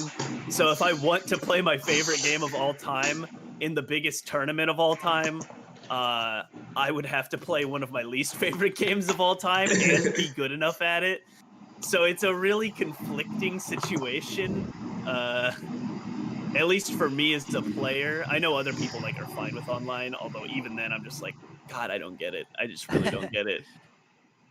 For sure. So That's definitely the most interesting part about it is like, at least to me, it's like, wow, you have to play this game to play a completely different game in the in the finals, and that just blows my mind. Yeah, it's unfortunate that they have to do that. I understand why they want to get it started, but it's just unfortunate. I do hope that this is a yearly thing though, because this is not going to be over until like November. So the last event is November 6th, 7th, and then the World Tour finals say to be announced, which I imagine is going to be in December, which means that offline events are going to be back by then. Like actual majors are probably going to be back by then, but the actual World Tour is already going to be closed because all the qualifiers are online. That's the part that's going to hurt. It's going to hurt to watch the World Tour and know that I didn't even have a chance to like qualify offline. I would have had to play online to qualify. Yeah. Because I don't know. Do you guys remember what their format was for the offline before they had to cancel the whole thing? The point system? Yeah, kind the of. original point system. I think that system dope. was insanely cool, and I'm really excited to get to that when they do the next variation of this. Because like you could sign up as a TO your events to count towards the World Tour, because they had like a tier system, like these events are worth this many points, these placings if they have this many entrants are worth this many points and whatever. And we can literally like obviously you're going to have to go to majors and you're going to have to place well at majors at the end of the day to get like enough points to do so, but you can also at least farm a good amount of points like at your locals if your locals are large enough. That way you feel like you're participating in it, and then if you go to larger events, like a couple of them, and you can place really high at those, you actually can still make up for it by winning at like locals and stuff. And it also incentivizes like top players to go to their locals if they're part of the Smash World Tour, which in part helps the scene and helps people be able to play better players. And you know, just it's more of an incentive for people to go to their local scene and just go to events in general, which is always a good thing, in my opinion. Yeah. So I am really excited to see that system back. It's just sad that we literally will not see that until 2022 at the earliest. For sure, yeah. And that hurt my soul. It was set up so well. And like, yeah, there was a limit on locals you could farm, which, you know, tempers that aspect of it well, because it, like you mentioned, incentivizes people to go to events, but it doesn't incentivize people to try and game the system, you know, because they can't.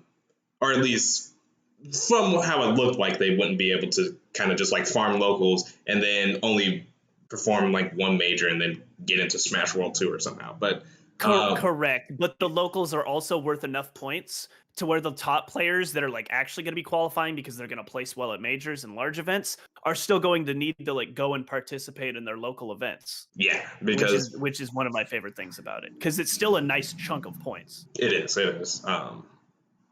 And yeah, but with all that scrapped for now, because hopefully, like you mentioned, I feel like this would be like a yearly thing, and hopefully by like 2022 they bring it right back and we keep chugging like nothing even happened. But I guess kind of focusing on what we have right now, like Barnabas mentioned, yeah, it's very unfortunate that it has to be like an online qualifier into offline finals, but I completely understand.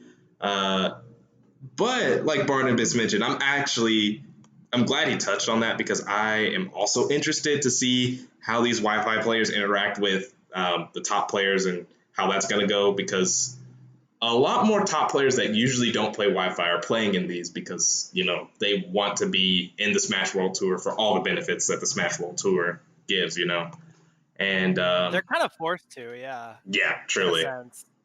And I know Dark Wizzy still refuses to participate, which good on him. Yeah, understandable. But yeah, and what's funny is that even with the Mexico online qualifier, even though, like you mentioned, MK Leo got second. Well, firstly, he was kind of going secondary, so it's kind of Did he play DDD in Grand? Yeah, which is crazy.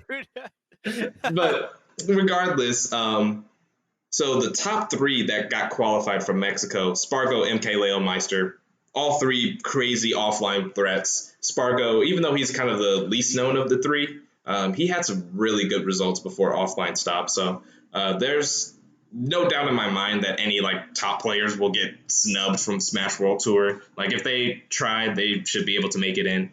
But since it extends to top 8, there's like 5 other players that we've never heard before that get to kind of prove themselves or disprove, unfortunately. But it's high stakes, which always is great for Smash from the spectator side, at the very least. Yeah, for sure. The last 2 that qualified from Mexico are, because the Last Chance qualifier has no entrance and it hasn't happened, even though it was supposed to happen on March 14th. Yeah. Because I only see the 6, because I see the other ones are Chag, Nair, and Alendis. Well, I've never heard of Nair and Alendis, although Chag is really good. I've heard it. Yeah, I heard of Chag a little bit, but the last 2, the Last Chance qualifier for some reason it's just listed under the online qualifier. It's that extra bracket that says LCQ finals, and the 2 guys from that actually made it. And here, hold on. Well, yeah. Okay, thank you. I actually did not see that whatsoever. Okay. Yeah, so Big Boss and Stronghold. Andric did make it. Oh, that's okay. I see. Because I think I watched a set with Andric. So Andric and Cloudy, huh? Okay. Yeah. Yeah, Andric and Cloudy. Yeah, Sorry. I don't know what I was looking at. Oh, I was looking at the standing. Sorry. No, but yeah, Andric and Cloudy are the 2 that qualified there. So that's the 8 that are coming from Mexico, which is a pretty solid lineup. Which is another thing about that dude's Luigi's actually crazy. Yeah, but that's another thing about the World Tour. It is a World Tour, so we'll finally get to have a legitimate competition between these major regions. Like, for the longest, NA has always been the kind of dominant in these more modern Smash games. And then Japan has really showed themselves to be kind of probably I wouldn't say the better region. They could be, because a lot of them are able to make it on the PGR, even though most of the PGR events are like US based. The fact that so many Japan players are on it shows that they're pretty crazy. But also the PGR system is kind of weighted in favor of those 2 big regions. So it will be good to see people like people from Europe and people from Mexico to kind of prove their worth. So. Yeah, for sure. The only downside that I can think of now is that people that try to mainly play characters that thrive offline will have a harder time online if they don't have a character for online. Like, I think about myself, I have Joker, Inkling. I'll probably drop Palutena, honestly, since she isn't as busted as she was and I can't get carried. I mean, if you're gonna do online qualifiers, you might want to keep that Palutena a little bit longer. I think I can thrive with Inkling. I know he's. Do you think Inkling's that good online? I don't know, dude. I think he's worse online. I just think that I am better with him online than the other 2 characters. Because with the other 2, I tend to autopilot and try to abuse online, like unintentionally, because I'm like, oh, okay, well, I keep doing this option that's cheesy and it keeps working. Why not just keep doing it? Understandable. I might try some Joker just because that might be my best character right now, but. We all know how online Joker does. Yeah, I mean, he has some success with like players like Sharp, but it's like, it is a far cry from what offline Joker is. Yeah. From a while ago, there was like that big spreadsheet of like all the online tournaments up to that point, and Joker had the worst win rate, which is so funny. But he doesn't need nerfs, guys. Why is he getting nerfed? Yeah, guys, I don't get it. But he's fine. But I don't know. While you guys were talking about like online characters, my brain just turned off because it's like Pyra and Myth are off legal. So that is true. I think, because I do think I'm gonna participate in the Smash World Tour, because again, you can't pay me any amount of money to play online, but you can bait me by dangling offline in front of my face. True. So but I think I'll probably play Pyra Mythra. Just because I could play Palutena online, but she's also my offline main, and that can mess with some stuff. Yeah. So I don't really want to do that. And I also just don't like. I know that Wolf's actually pretty good online, but I don't like Spacey's online that much. I don't like Wolf online. What's that? I really wish. I'll probably just try that and see. I mean, I don't expect to qualify. It's a top 6 or top 2 in the last chance bracket, but yeah, it's it's tough. at least a prize I'm interested in, so I guess it's worth it, right? Worth wasting my time. Yeah, and geez, what was I about to say? I'm sorry. Okay.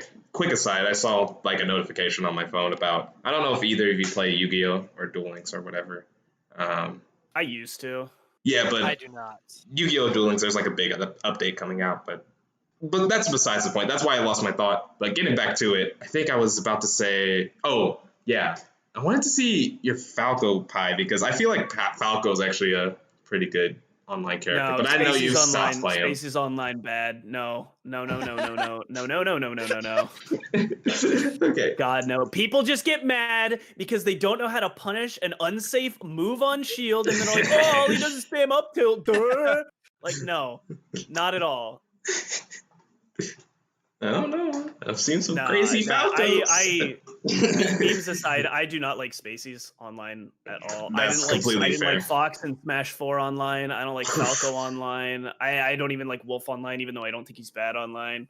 Like it just doesn't feel right. And that's another one of those where like I've solely played the character offline because I never do any practice or anything online. Mm. So like it also just it feels completely different. And it's like I'm trying to play a new character. So it's fair enough. Also, my Falco is just not nearly as good as it used to be. Like, there's no point anymore. I'm just not that good at Falco anymore, unfortunately. I do like the character still, but... Yeah, I like the direction that the people that are playing him took the meta with. I mean, like, people clown on him for being the cutscene character, but I don't know. I still like Falco. He's still hyped to me. I will say, I'm super mad that everybody was like, dude, this new tech, instant double jump, whoa. And then people are like, whoa, this is really good for, like, Falco. Dude, I've been doing that since literally week 1. I am kidding you not. So let me explain this. So this was when we didn't know what stages were going to be legal. So I'm in the training mode and I'm practicing Falco. I'm like, whoa, that's awesome. Falco's double jump gets all the way to the battlefield top platform. So I'm like, okay, what can I do with this? Up throw, full hop, up air, landing, up tilt at like 0, like 10%. True combo, and then you like ladder up there. That's awesome. But here's the thing. Fountain of Dreams and Yoshi's Story, right? So you cannot full hop to those top platforms. They are slightly higher up. But you know what you can do? You can up throw, jump, and then instant double jump right after, and it perfectly lands you on the platform for the same combo you get on Battlefield with the full hop. I have been doing that since literally week 1. And all of a sudden, everybody's like, dude, if I press jump twice really fast, this is a cool new tech. No. How do people take this long to realize you could just jump and then jump again? Like, come on, people. It's disgusting. You know what it was? I'm with Pi on this one. I have been doing this like for probably not since week 1, but I was doing it and like not even calling it tech, because to me I'm just like, oh, I'm just pressing the jump button really quickly. It's just for me, jumping. Yeah, like for me, I have to do that with like certain characters for combos. Like Inkling is the main one that like abuses it. And then whenever people figured out what it was, I was like, oh, it just has a name now. That's legit all I was like, okay, I can call it something now. If you want to get into the real stuff, I blame Falcon Mins. 100%. Yeah, that's what I was about to say. That's exactly what I was about to say. First of all, these guys are the biggest crybaby bitches in the world. So where their character gets buffed 10 times when they were already good, and then they just keep buffing, and they're like, oh, but his dash is bad. Like, shut up. Characters have bad things. I don't care. And then they also like start pioneering the instant double jump tech because Falcon has so many combos. Like, are you serious? You're the character that's known for doing like a bunch of combos in the knee and like actually having a lot of combos in a pretty oppressive advantage state. And you're telling me you never thought to just jump right after you jumped to like try and get combos on the platforms easier. You're telling me you never did that. You never labbed that out once. I hate it. I hate it so much. I blame them for everything that is bad and wrong in the world, okay? I hate it.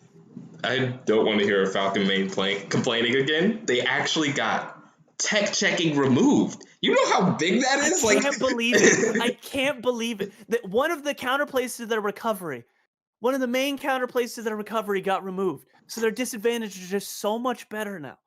One of the main counterplays to their... Not to mention that up B is also just privileged as hell. I don't care if it True. doesn't go very far. You have insane magnet hands, and the up B grabs me from 10 miles away. So edge guarding it is actually harder than what you think it would be. I don't care. Falcon mains are carried. I hate you guys. So, Pi, where would you say this character was before he got any patches? He was high tier before he got any buffs. Okay, so you think he went from like bottom of high tier to top of high tier? He is insanely good. I wouldn't say he's like top tier. I wouldn't say he's like top 10. Or not. I didn't mean like, top tier. I meant high tier. Yeah. No, you said top of high tier. I heard that. Okay, I'm just saying that again. Like, I wouldn't say he's top tier. I just think that like all they're doing is taking weaknesses away from a character that's meant to be like glass cannon. Yeah. Like, imagine if they did these kind of buffs to Fox. People would be complaining just as much, but the thing is, but the thing is that Fox mains keep talking about how their character's already top tier, and Falcon mains just keep complaining over and over. I think that Falcon and Fox were relatively the same. I think maybe Falcon was a bit better, like pre changes or anything. I think that Falcon and Fox were pretty comparable characters, with the exception of Fox was better early on because his game plan and the stuff that he did was easier to do without like people being good at the game. Because I mean, people like ZD fell off outside of his local scene. Yeah. Like I also have a lower opinion of Fox than most people, but the only difference between those two characters is the fact that Falcon mains complain and Fox mains talk about how he's actually good. Although there's also Fox mains like Light that talk about him being bad, and it's actually like a mixture within the community. I'm a little biased because all I hear is Comet and Yellow Salami talking on my fucking timeline all the time. But the difference being that Falcons all got together and talked about how this was a bottom tier character. Okay. And they would literally message Nintendo and tell them to fix this stuff. And slowly, one by one, all of his weaknesses were starting to go away. They made his side B better, which was already armored on the ground and comboed into imagination. They took away tech checking, which is one of the main ways that you could edge guard Falcon. Like, like, it's just ridiculous. It's just ridiculous that they decided they needed to do that with this character. Like, if they did the same things with this character to Fox, people would be talking about how Fox is the best character in the game. And they've only changed Fox in like one or two ways. Yeah. Like, propaganda, dude. Propaganda is strong. It is strong. It's pretty and the issue is that unlike someone like ZSS who has strong propaganda behind him, they didn't have like a top player that was just dominating or doing really well. Like, the only reason that ZSS hasn't been getting buffed instead of nerfed is that Mars actually won tournaments. So if he didn't, I swear ZSS would be buffed so much. Like, I'm surprised they even nerfed her. I can't imagine that, because that character is also ridiculous. But she's also really hard to play, so it at least teeters out. Falcon is baby mode easy. So true. I think you guys are overthinking this. I think that there's someone at Nintendo who plays Falcon and has just been sick of just losing this entire game. He wants to play Falcon, and he's been having the hardest time, and so he's just been trying to buff his character. He's like, hey, Sakurai, I need this, man. I can't beat anybody. I always think that meme's funny, but jokes aside, like, especially with this last patch, like, it's very obvious what they're pointing towards. Like, sometimes they do online buffs and nerfs with decay rule stuff, but these recent ones have been ironically based towards like actual competitive and offline play, despite the fact that we haven't had competitive offline play for a year, except for all of you hosting offline events mid-pandemic. I wish you have a terrible day. I hope you have an awful day.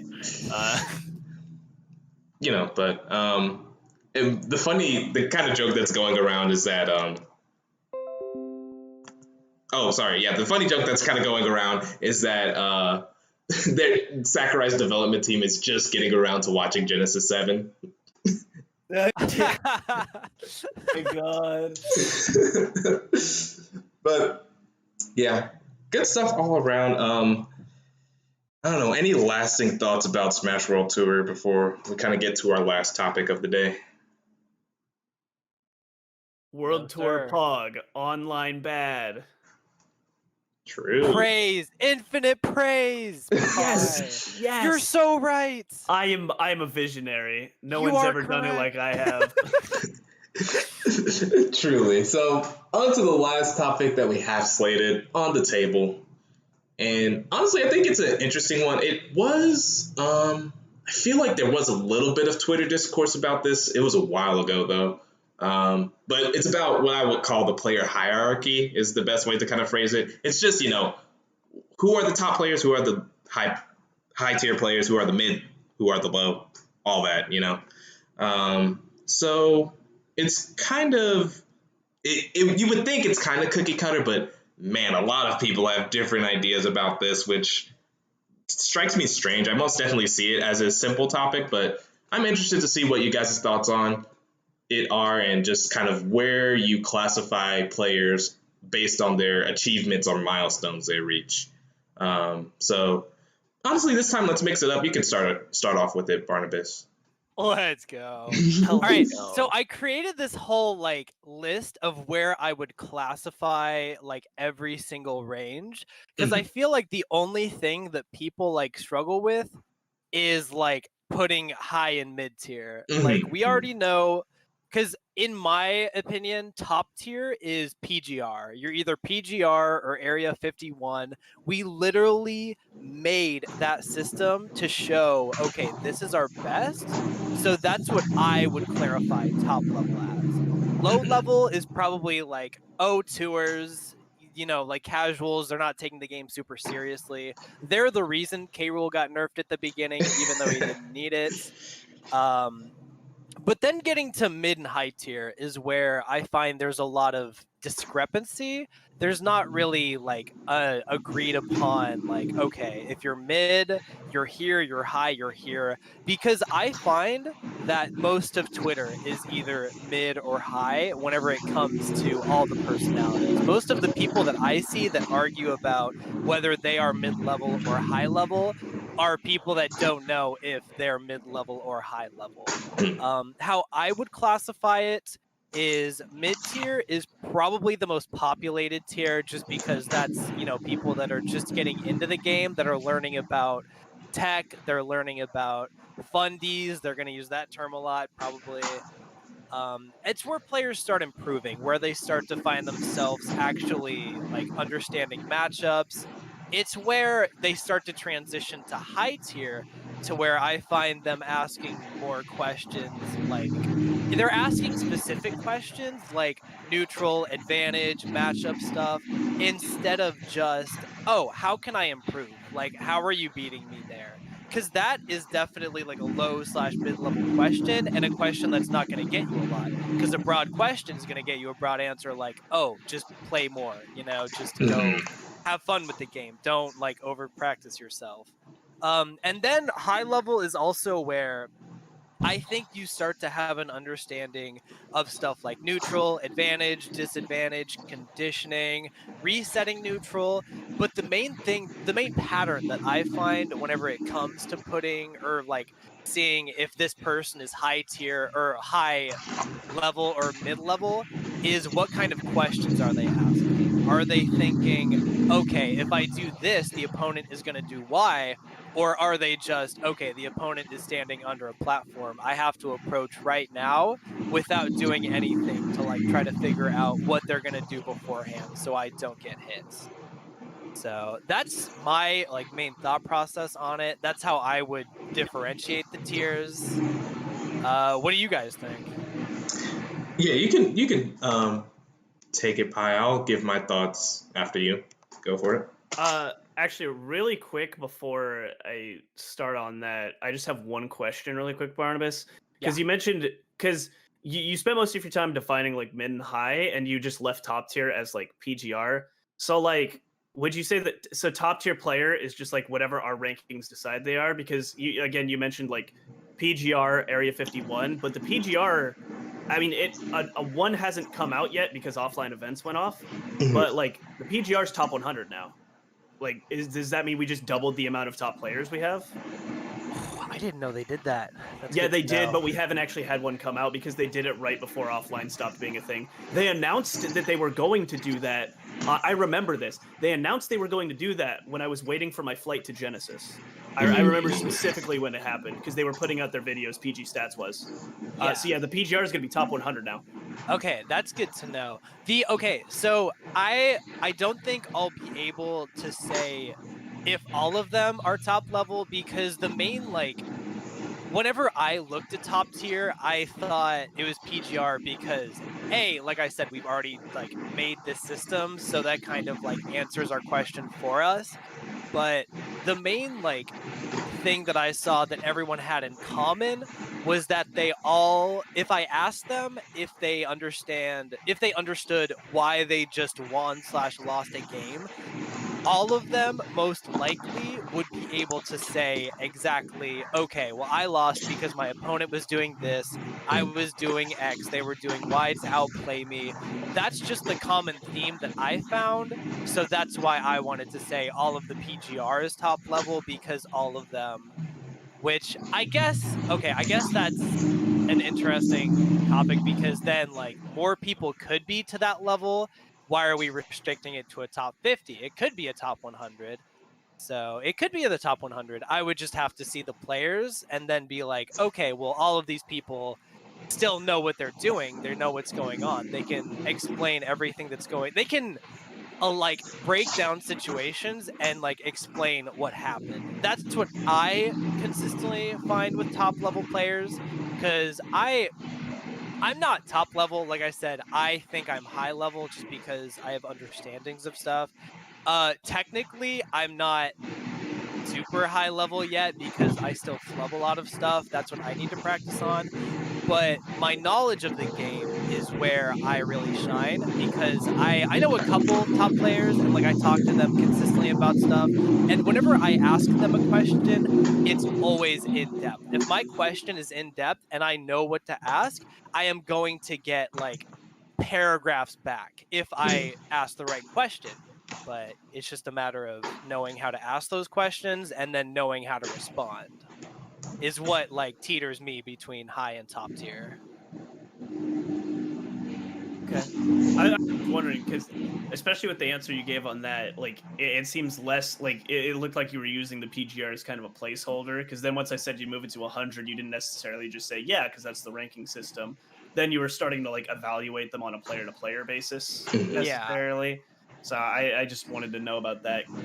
Yeah, I think 50 is a very small number. So it's well, are we going to only have 30 people be top level or are we going to have 50? Are we going to have 100? Which, isn't fair to look at immediately because you have to look at their skill. Not everyone is going to be the same. Just because you make top 50 doesn't mean you deserve to be a top level player. You just could have gimmicked your way, even though it's really hard to do that. True. I don't know. I disagree with the idea that you can gimmick your way to the top because at that point you're just good. Just the idea that you could do that is weird to me. I don't think that's possible. Exactly. Because it's so hard to gimmick your way to being PGR is why I consider all of them to be top level because they understand the gimmicks and they can break them down and beat them without struggling, without inconsistencies. Yeah. So, yeah. All right. I guess with that, I don't really have too many issues with your even the PGR definition, I didn't really have an issue. I was just wanting you to go more in depth about it. Yeah. I don't really have too many issues with anything that you really said outside of I don't know. I think that you put maybe a little bit too much onus on what a player's understanding of the game is comparatively to how they actually place. Because I mean, you can have people that have an insane understanding of the game and just aren't very good at playing it. The classic type of football coach or whatever. He's not built to play football, but he knows more about football than any of the people on his team, right? It's I don't know. I think that the placement, I think I have a really good understanding of the game, but my placements aren't bad, especially regional placements. but like I don't think I've really had that good of placements when I go to majors or anything yet. So I don't even know if I'd consider myself high tier. Like I made it out of pools of Genesis. That was cool, I guess. But like, does that qualify me as high tier just because I have a really good understanding of the game since I couldn't actually execute? Like I couldn't beat 8-Bit Man. I got out of pools on loser's side, and then I lost to a Lucario play. I don't remember what his name is. He was really good, but like I couldn't even get a win after I got out of pools. Right? Like So, did you know why you lost to the two players you lost to? Could you like say what you were doing wrong? yeah, I could, and like that can lead to improvement. That could lead me to being like high tier, top tier, whatever. But like, I like if I'm not getting those placements, like, can I ever really say that I'm high tier just because I feel like I understand the game really well? I mean, I've had good regionals. Like, my highest placement at a PGR event was ninth at a C tier. Like, that's pretty good. But like when I go to actual majors, I guess with the exception of low tier city, I made it to like top 96. That's probably one of my other favorite placements. Nice. But like I don't know. I don't feel like my placements are consistent enough, despite how much I think I understand the game. Yeah, I think I don't know, whenever it comes to placements, it becomes very touchy because how do you consistently rate placings? Because you're not going to play the same at every single point. I understand where you're coming from, where yes, results are valuable, especially when it comes to putting people on the PGR, because that's exclusively what they use. There's just a certain level that I find where it's like you can pretty much tell if they're like, because what I also take into account too is how good their conditioning is and their adaptation. Neutral, advantage, and disadvantage are pretty like blanket terms. They cover a lot. But if you can understand how to control your opponent very well, is whenever I start to be like, okay, this guy is really good, or this guy knows what he's doing. Because I can like I feel like I should be losing to this dude. Correct, but I mean, like, at the end of the day, you still have to have consistent execution to actually like get your placements consistently and get up there. I mean, like, it's obviously possible. MK Leo pretty consistently beats other top players, takes first place at a lot Yeah. of tournaments. Like in Melee, there's a very consistent top level of play players that make top 8 like every single tournament and stuff, right? So like no matter how much you know about the game, like even if you're mid game and you're like, okay, this guy does this and this, if you're missing execution or you're not getting optimal punishes on like taking advantage of said conditioning that you're doing, it doesn't matter how much conditioning you're doing. If you're not consistently playing well, and so, like I don't expect like you can't play your best at every tournament. And I get that there are some tournaments where you're going to play worse than others, but the whole point of like actually performing and getting placements is that you have to push past that and you have to force yourself to be as consistent as possible and play as best as you possibly can, as often as you possibly can. And like if I'm not doing that or if my best isn't good enough, it doesn't matter like how I understand the game. The execution is still a very large part of like, and I get people don't want to be like, well, I'm not the sum of my placements and whatever, and that's fine. Like you can understand the game, and still like be working towards getting those better placements. But the fact of the matter is, the execution and the placements you get do matter when it comes to talking about how good of a player you are. Because if you're not placing, what does it matter if your brain is the best Smash player in the world? If you're not using it and getting the placements, it doesn't matter, right? Yeah, Yeah. for sure. I So think I don't know, it's hard to tell. I think it's hard to tell how good someone is based off of how like consistent they are, just because like they're not going to be playing like that always. They could have a really good day and then a really bad day. And also, hold up, there was something I thought of, but I forgot what it was. guess so. Yeah, I mean, I find this interesting because I feel like I'm practically on the opposite end with you guys here. And I think that's good because this is the first where I feel like I'm completely on the other end. Because while I think I should work more about the like adaptation of a player and their ability to like condition their opponent into my working definition, but mine's is very just straight up numbers based because like Pi mentioned, when you get to like the high and top level of play, you are going to be consistent. Like a high level player in my eyes, even if they're having a bad day, they should be able to get out of pools. That's just my cutoff for me. I feel like I'm a little bit more stricter in my rankings. I guess I'll just go through them real quick. Because for me, a low tier player or low level player is just pretty much you just show up. It encompasses a lot of the player base. As long as you show up, usually these players get less. They get less than like the top 20% of a tourney. So imagine they go to a 20-man local every week. If they get somewhere around like 8th place every week, they're low tier. If they get anything lower than 3rd, they're I would say is a low level player. If they get lower than 3rd in a 20-person tourney, that's around a low level player. So someone who's going 0-2, 1-2, and even 3-2 in some cases. A mid level player for me, they're the ones that are getting that top 20% in their weeklies or, going like 2-2 at a major or something along those lines. So we can use that same example, 20-man weekly every week. Every week they're getting anywhere from 2nd to 5th place in that 20-man local. I would consider that person mid-level. And then I would expect them, if they go to a major, like a major national major, that they would at least go 2-2, maybe go 3-2 if they're having a good day.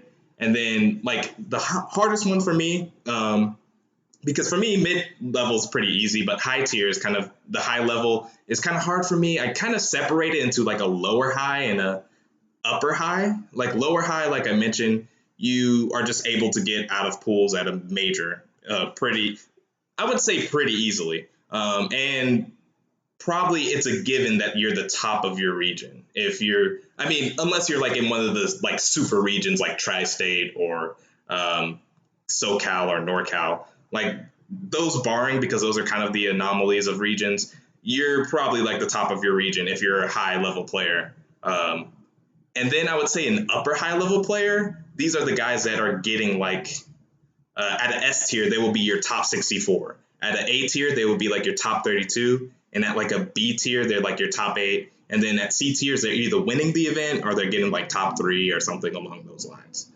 And then my top level is actually pretty harsh compared to you guys'. I think it's just the top 20 of the PGR. I don't think everyone in the PGR is top level because I'm going to be honest, MKLeo versus a Area 51 member, it's not going to be a close game. They're not in the same tier at all. I would say that MKLeo is winning that game, winning that match 99 times out of 100. They are in completely different levels of the hierarchy in my eyes. I don't know. Yeah, I got you. So what's the cutoff? Why is it top 20?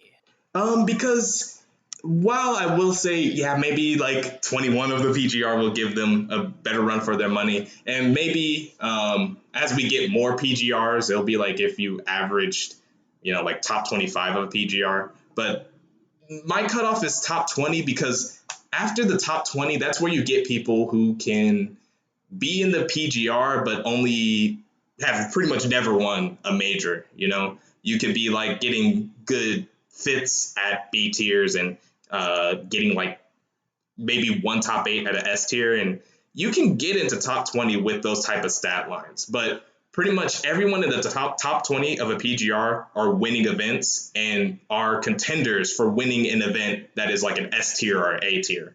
When you go below that, I don't think there's really any 21st member of a PGR that has a chance at beating MKLeo. Well, not beating MKLeo because they can, but they don't have a chance at winning that tournament, And that's, yeah. I guess, like I said, I probably do need to work more of the mental game and what you guys were talking about into my definition, but I really like how I have the hard numbers of my hierarchy because it really demonstrates that these players that are able to be consistent, they are on a much better level than the players that are able to conceptualize. Like what Pi was going over, like, yeah, you can know the game really well, but if you can't beat MKLeo, then I don't think you're in contention for a top level player. That's just the cut of it. I mean, that's what makes a commentator. That's what makes a coach. Someone who's unable to execute but is able to pretty much spit word for word, frame for frame, what's going to happen.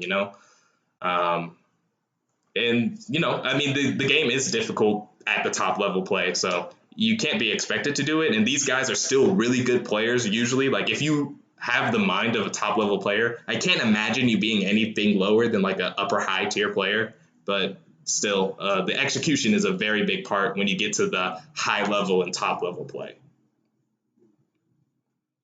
Yeah, looking at the most recent PGR, I could actually see why we could like you can see where the like skill level cuts off. It's hard to, because then you have like Void 38, Ned 37, Mr. R 44, Goblin 42. Even though he's like undefeated against Tweak. You know, that's just like. Yeah, that last piece was really cringe too. Was the problem, which is why they're fixing it. Which is why they're changing their system entirely. Yeah, that one kind of throws a wrench into some of my things, but like you know, like you kind of get the general idea. Like I would say Void is a top level player, but clearly he didn't get to the top 20 of the PGR, and that's why I said I probably need to work more of the kind of like gameplay of a player into the definition rather than just the hard numbers. But you can kind of understand where I'm coming from. He was also having a character crisis, which is something you should probably take into consideration when placing someone, because going back to the like execution, I think it's hard to it's hard to rate someone off of how good they are technically, because A, I don't really focus on that part of the game, and B, it differentiates based off of every character. Well, there are a lot of characters and there's a lot of variation, and that comes into like matchups you have to know, because matchups are a huge thing that you have to understand in this game because of how many like characters there are.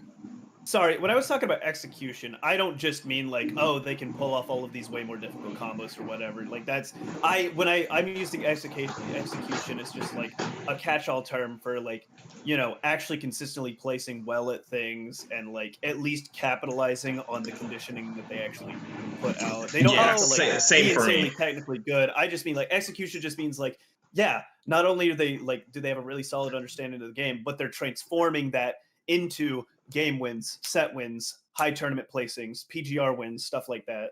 And that's the same for me when I was using that term. That's kind of how I was using it too. But yeah, okay, that makes a lot more sense. I guess, sorry about that. I guess the one thing that I wanted to make sure to hash out, because I don't know, I hate to say it, like I said, I'm on like the other opposite end of the aisle. It's ludicrous to me to think that there would be 100 top level players in this game. I don't think that works, especially with how dominant like our top 5, even our top 10, even our top 20, I feel are. Like if you put Dark Wizzy against I don't know if he was top 20 yet. He's 22nd. Okay, let's use a better player like we have Wadi, Proto Bonham, Kuro, Raito, Ken, T, Esam, Shuton, T, Kameme, Light, Debuzz, Glutoni, Zachary, Meister, Mars, Nairo, Tweak, Samsora, and MK Leo. Yeah, so like, if you put Light up against any PGR player under 30, I think Light's going to win that pretty handedly. They're like the upsets, when they happen, they're very far and in between. And it just shows in stuff like Frostbite. When MK Leo did happen, he lost to somebody who was, I think Prodigy is like somewhere in the 30s of the PGR, or is he even on? I don't know. But regardless, he lost to Prodigy, who was not top 20 of the PGR, which then led to him literally shaping up his play and beating multiple top PGR players back to back to back with almost no competition. Like I can't compare him to the top 100 players in the game. I just can't. I don't see that. And yeah, I mean, if you're making the top player cutoff just looking at the literal best player in the world, true. Yeah, it's not going to compare to anybody else. But like if we look at it numbers wise, since that's how you wanted to look at it, like how many Smash players do you think there are in the world that have at least gone to like a couple of tournaments? Would you say like would you say 10,000 at least? I think 10 or 15,000 is a good number, because like there was 3,000 at EVO alone. So yeah, I think there's I feel like 15,000 is a good number. Like if you take 10,000, even if we take 10,000, top 100, that is the top 1%. 50 players is the top 0.5%. Like I think you're like looking at how many good players there are like at the top, and you're like trying to differentiate between them more so than realizing how exceptional even a top 100 actually is. Like that's still the top 1% of players if we do the 10,000 estimate. 15,000 is like 0.75. I don't know.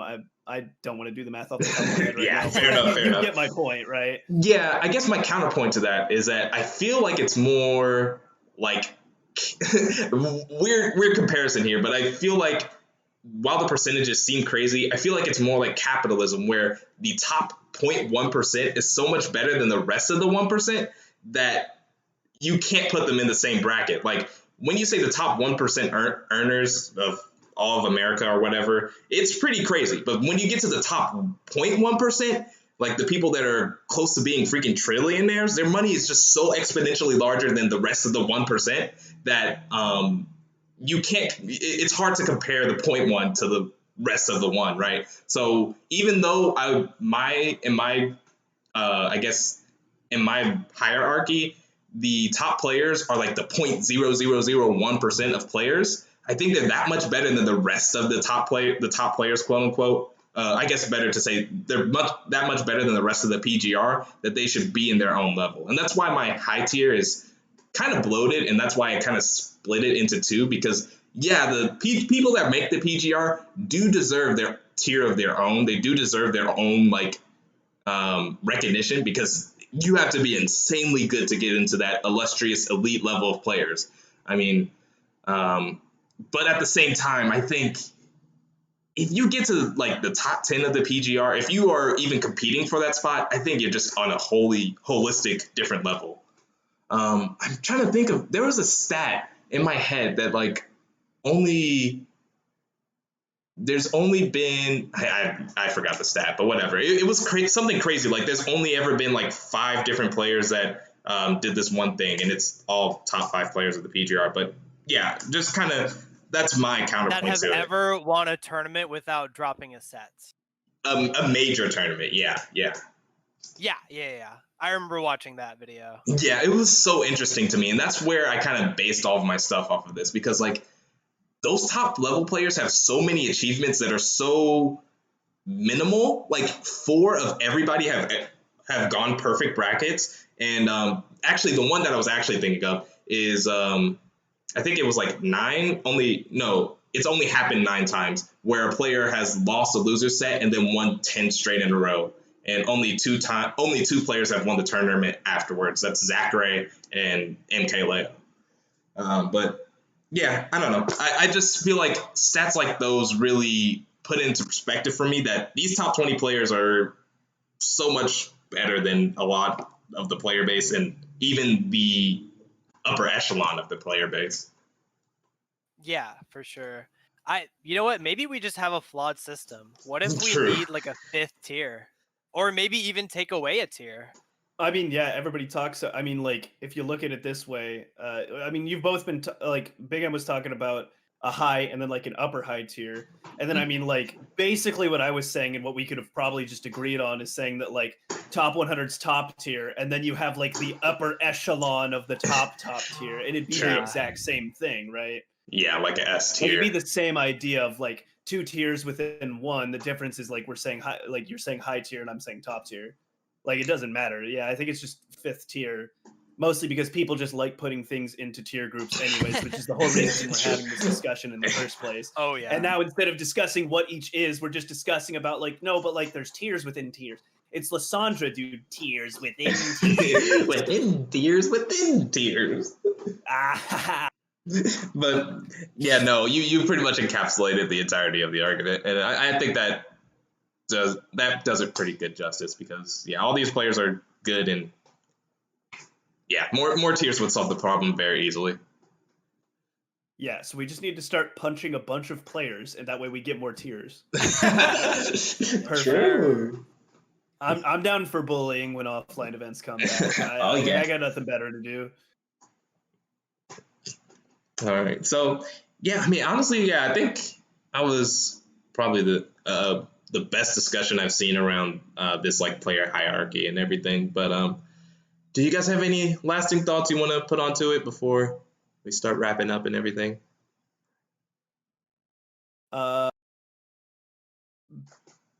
some players good, some players bad.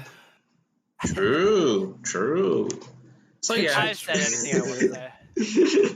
yeah. So before we close everything out, the day before we recorded, I put out a quick tweet asking if anybody had any questions for our lovely guest, and we have such a lovely question on our plate.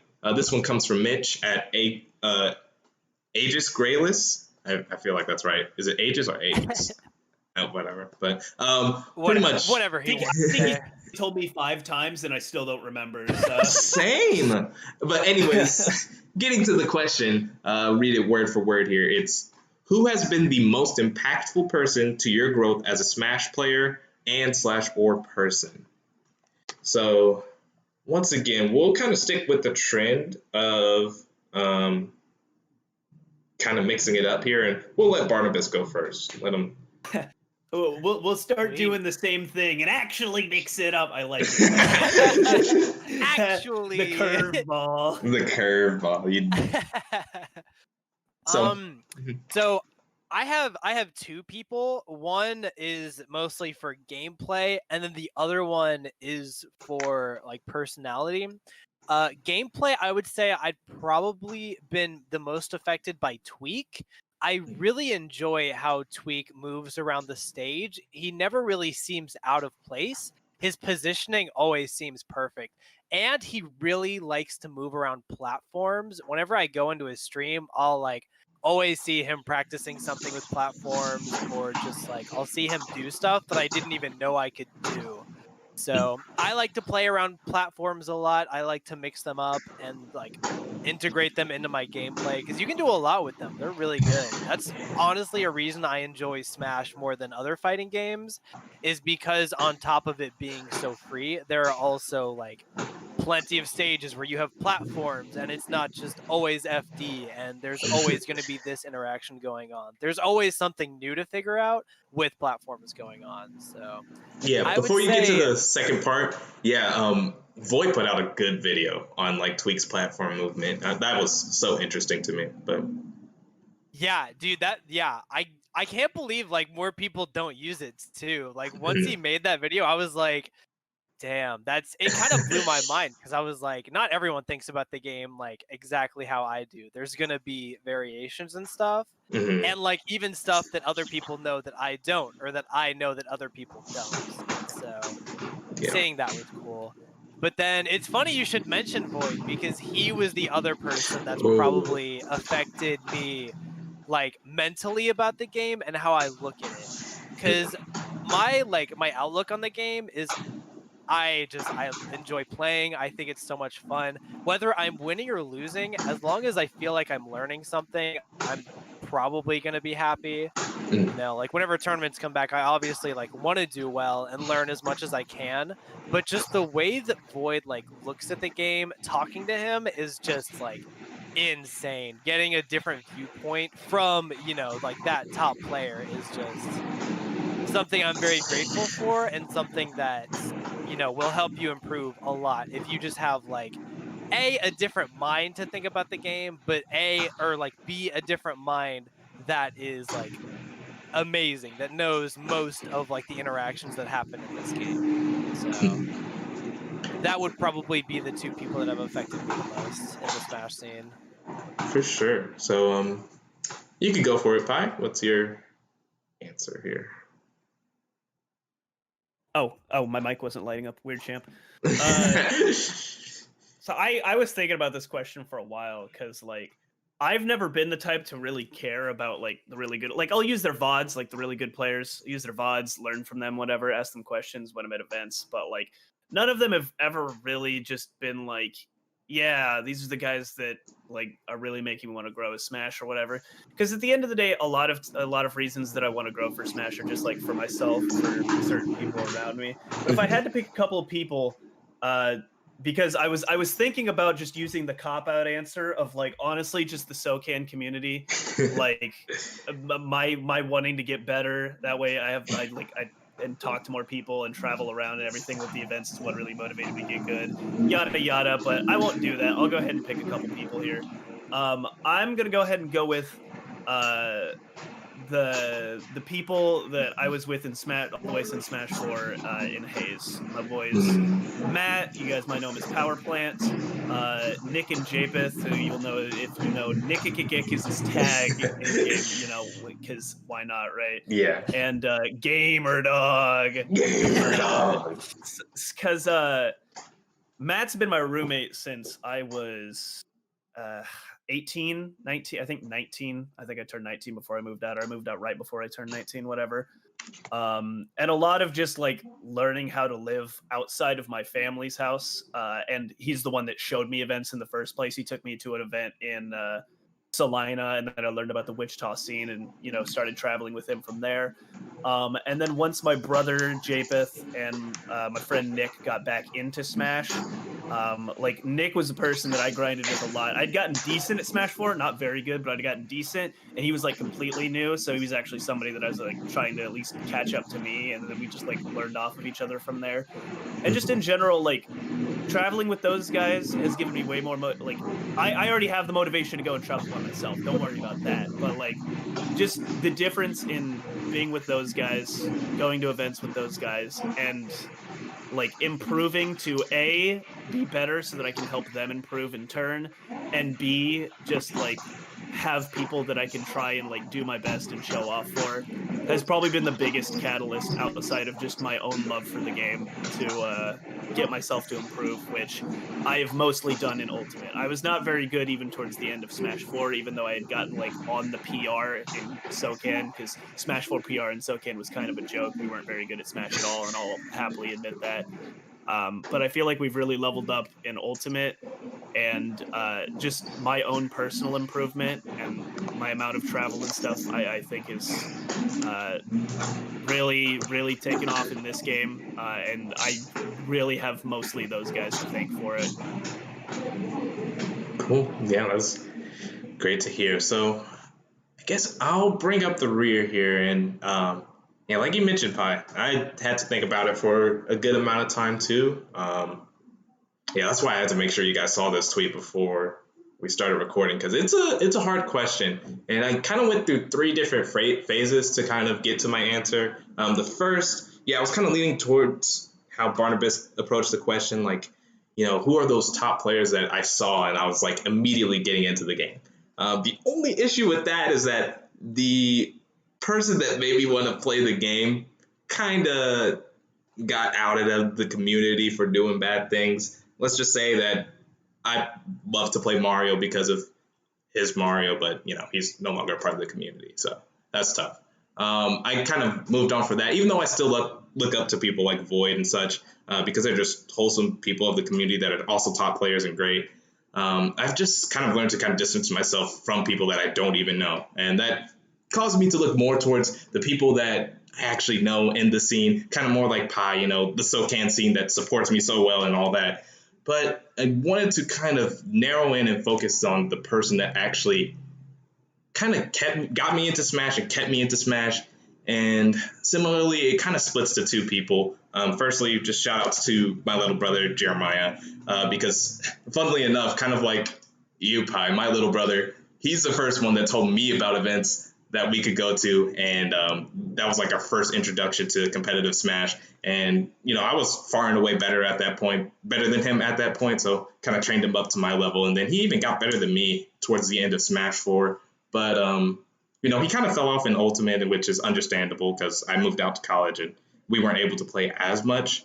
But even then, I've been trying to get him back into the game and all that, so that's been fun. So that's why I kind of split to two people, because while I was over at K-State, I kind of met Forrest, or Volgeese, or VG, however you know him.